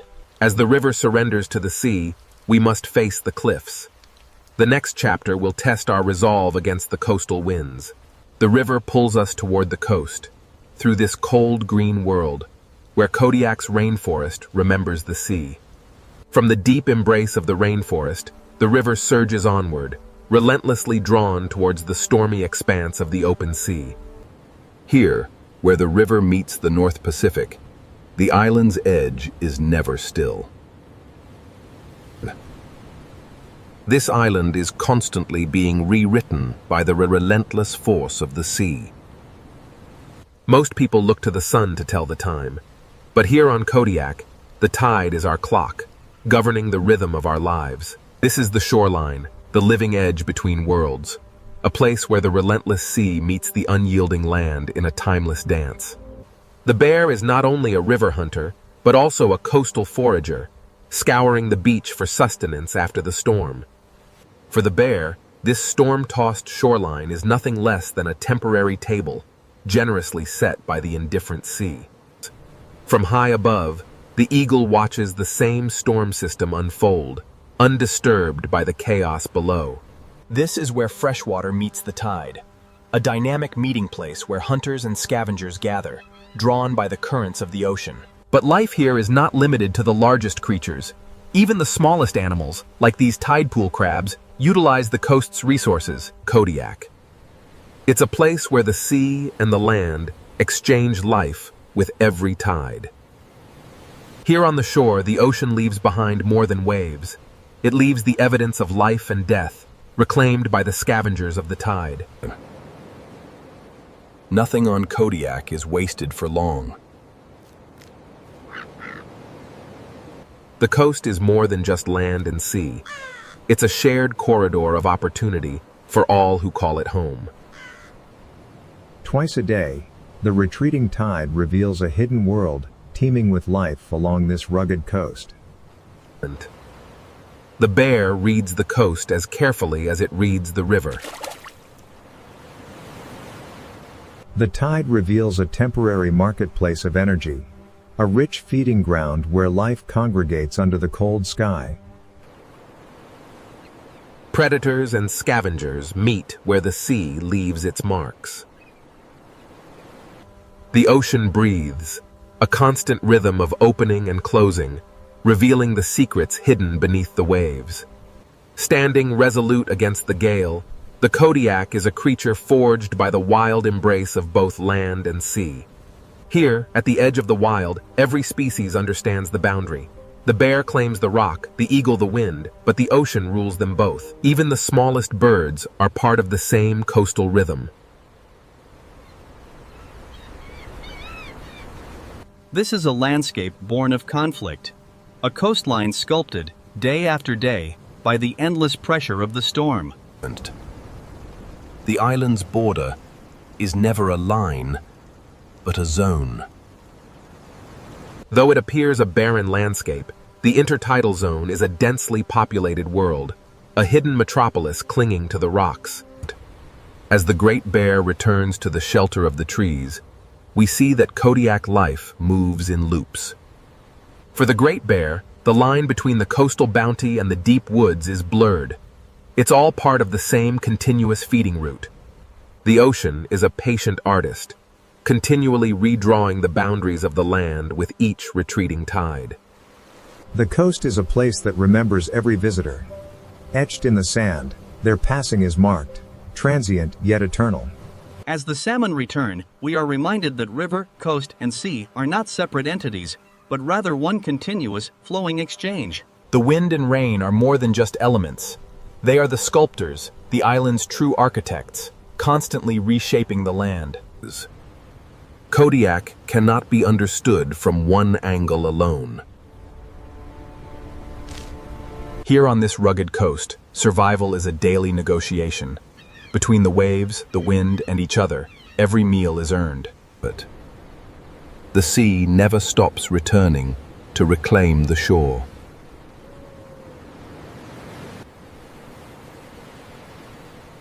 The edge of Kodiak is a place where all movement converges. The bear navigates this world of water and stone, reading the ocean's story through scent as much as sight. This is a world that appears only briefly, revealed by the low tide, and soon reclaimed by the storm-tossed sea. With every weather front that hits this island, the coastline is dramatically altered. The storm connects the sky and the sea. And here, in this small pool, the ocean writes its enduring signature. For the bear, life is a constant crossing. Leaving the shore behind marks the end of one cycle and the beginning of the next, always moving through the storm. Every edge feeds another edge. This island has always endured the darkness, but the time has come to embrace the light and forge a new legacy for those who remain. Kodiak is not merely a land beside the sea. It is a world entirely built by it. As the storm breaks over Kodiak, the island reveals its ancient heart, a rugged wilderness where every river tells a story of survival. Kodiak is not one habitat, but a chain of many habitats joined by water. The river is the island's moving memory, carrying the echoes of the past through the rain-soaked valleys. Even the smallest signs of decay become nourishment here. Everything here is connected to the water. The forest grows strong, fertilized by what the river leaves behind on the wet slopes. The bear moves between worlds without ever leaving the island's system. The bear is not separate from the island, but made by it. In a place like Kodiak, every path followed by the Great Bear is part of an older, wilder rhythm. The island's wilderness is not one thing, but the result of many linked forces. This fish is the pulse that keeps Kodiak alive. The island's life rises and falls in one connected cycle. Even in the cold, steady rain, the bounty of the land persists. Kodiak ensures its giants find sustenance in every season. The island provides both fish and fruit to sustain life. Here, in the quiet moss, a small stream begins its journey.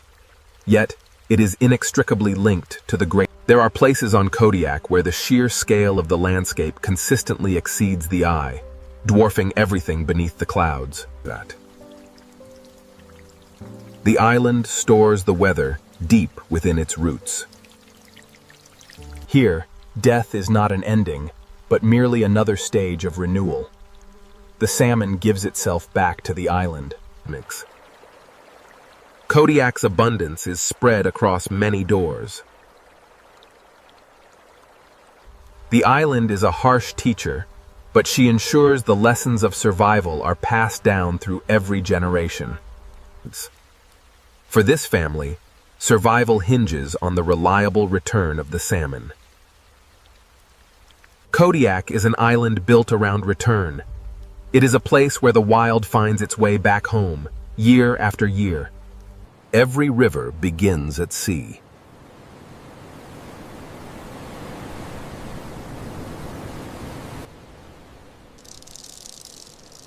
The coast is not a border, but a pulse.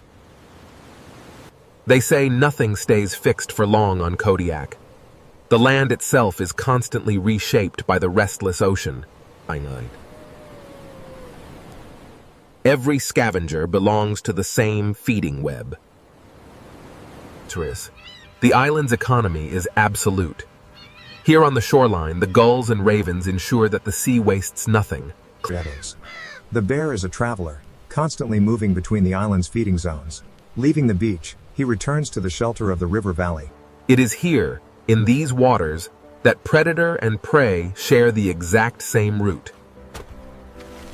The salmon returns, a silver message carried on the current from the deep ocean. Here on Kodiak, we understand that everything lives by connection, not isolation. A breathing skin, alive with moisture. The rainforest inhales the fog and exhales life. Here in the forest, every small current of water joins the larger story, flowing into the main river downstream. Here, the weather and light find their balance. The storm recedes, revealing the rugged peaks touched by the first rays. The sea never stops speaking, even when the storm fades. In the relentless motion of the tide, we see the ocean's dual nature. It provides, and in the very next breath, it takes back its own. The bear, standing vigilant on the cliffs, is the visible result of the island itself. It is the embodiment of this wild place. The bear does not rule Kodiak alone. It is shaped by Kodiak. The island is a living chain of water, weather, and flesh. Even brief light cannot tame the island, only reveal it. The storms rage, and then they pass.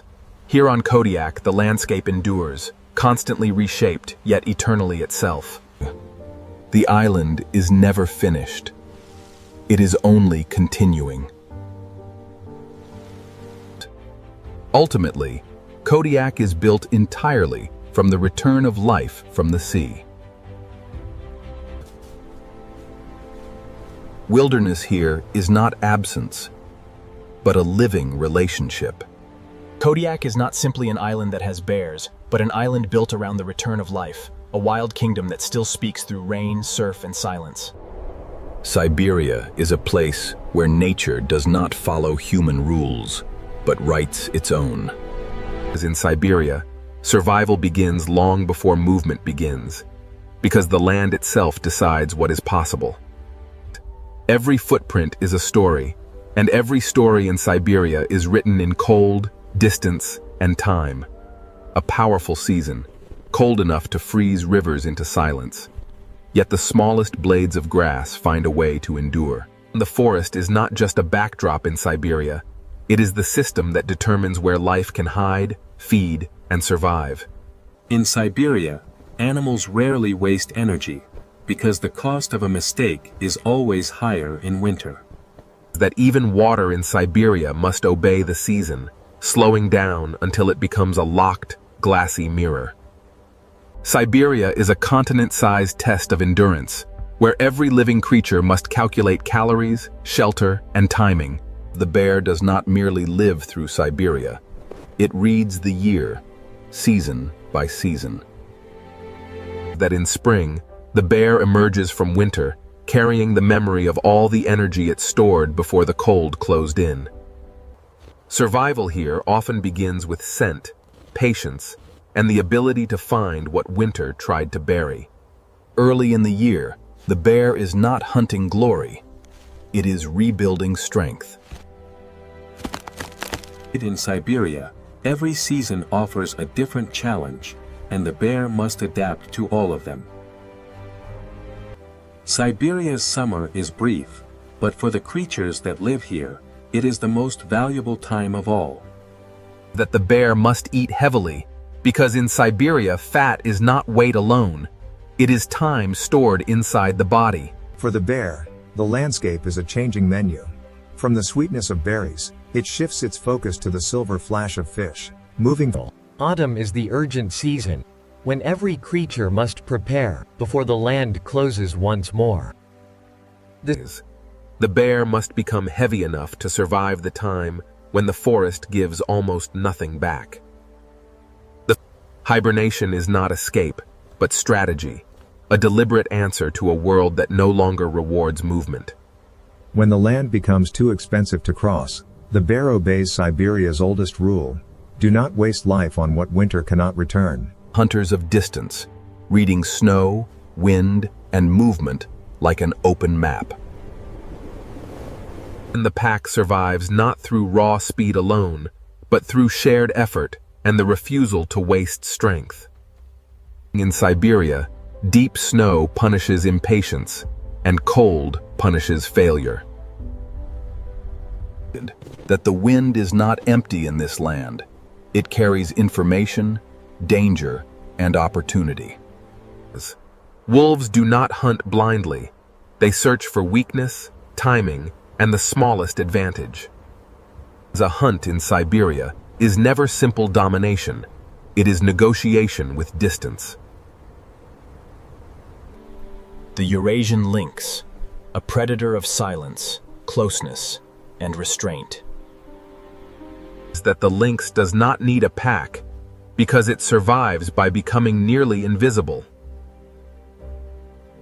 In Siberia, patience is not passive. It is a weapon.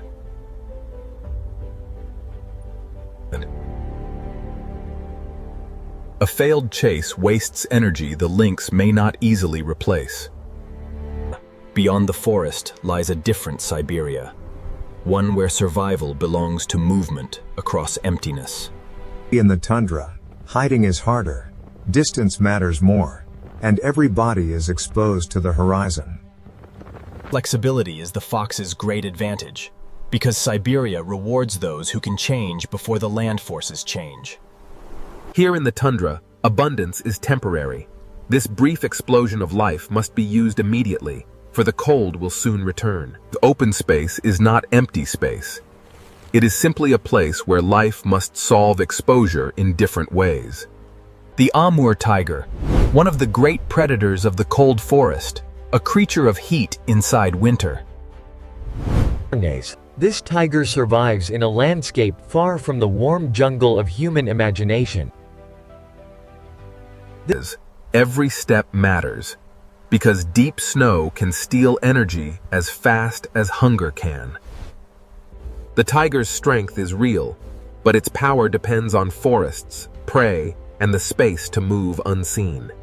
In Siberia, the apex predator is never independent of the system beneath it. Siberia is a continent-sized lesson in endurance, and that the next parts will reveal how life survives when... The taiga is not simply a forest, but the vast living structure that decides how Siberia survives. In Siberia, the forest is measured not by beauty alone, but by what it can hide, protect, and sustain. Even the smallest organisms in the taiga must endure the same season that shapes bears and wolves. In Siberia, water never stops existing. It only changes its form. Winter in the taiga rewards observation, because nothing here is ever truly still. Large animals do not dominate Siberia. They negotiate with it. In winter, food is hidden, so every mouthful must be earned. That the forest is shaped not only by growth, but by collapse, decay, and return. Small animals in Siberia survive by speed, memory, and precision.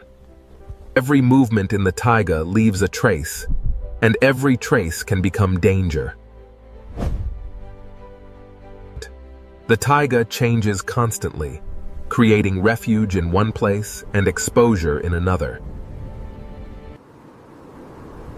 Siberia is read through signs, not through certainty. Birds in the taiga survive by remembering what the ground cannot reveal. Everything in Siberia is connected below the surface as well as above it. Siberia does not move from winter to summer in a single leap. It opens in stages. Thaw is not just warmth returning, it is the forest waking up.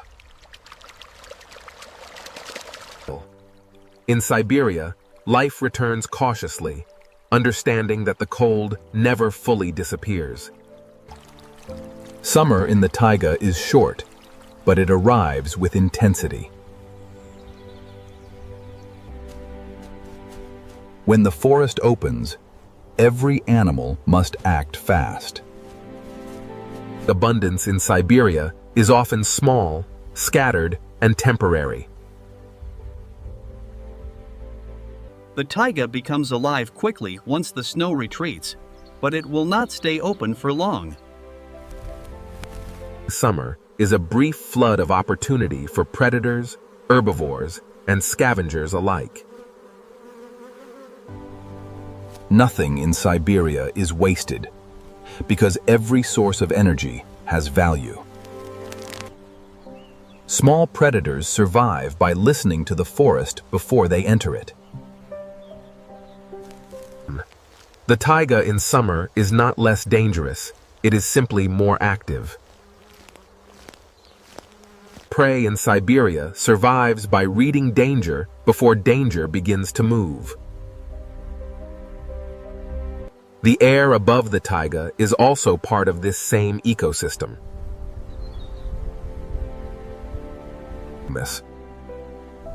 Every season in Siberia closes like a door that cannot be held open. The bear must store the future in its body before winter arrives. Weight in Siberia is not excess, it is survival made visible. When the forest begins to close, many creatures leave, but others remain and endure. Wolves do not wait for perfect conditions. They follow the land as it changes. Here, in the fading light, we see the true master of concealment. The lynx understands that stillness is its greatest advantage. The forest can hide a predator so completely that the prey may pass only meters away. Siberia's strength is not noise, but persistence. The true story of Siberia begins when the forest is no longer empty, but alive with creatures that have learned to survive its silence. Every step the bear takes costs energy, and energy in Siberia is never spent without purpose. In a land this harsh, smell becomes a form of intelligence. Siberia teaches one rule above all others: use what is available before it disappears. As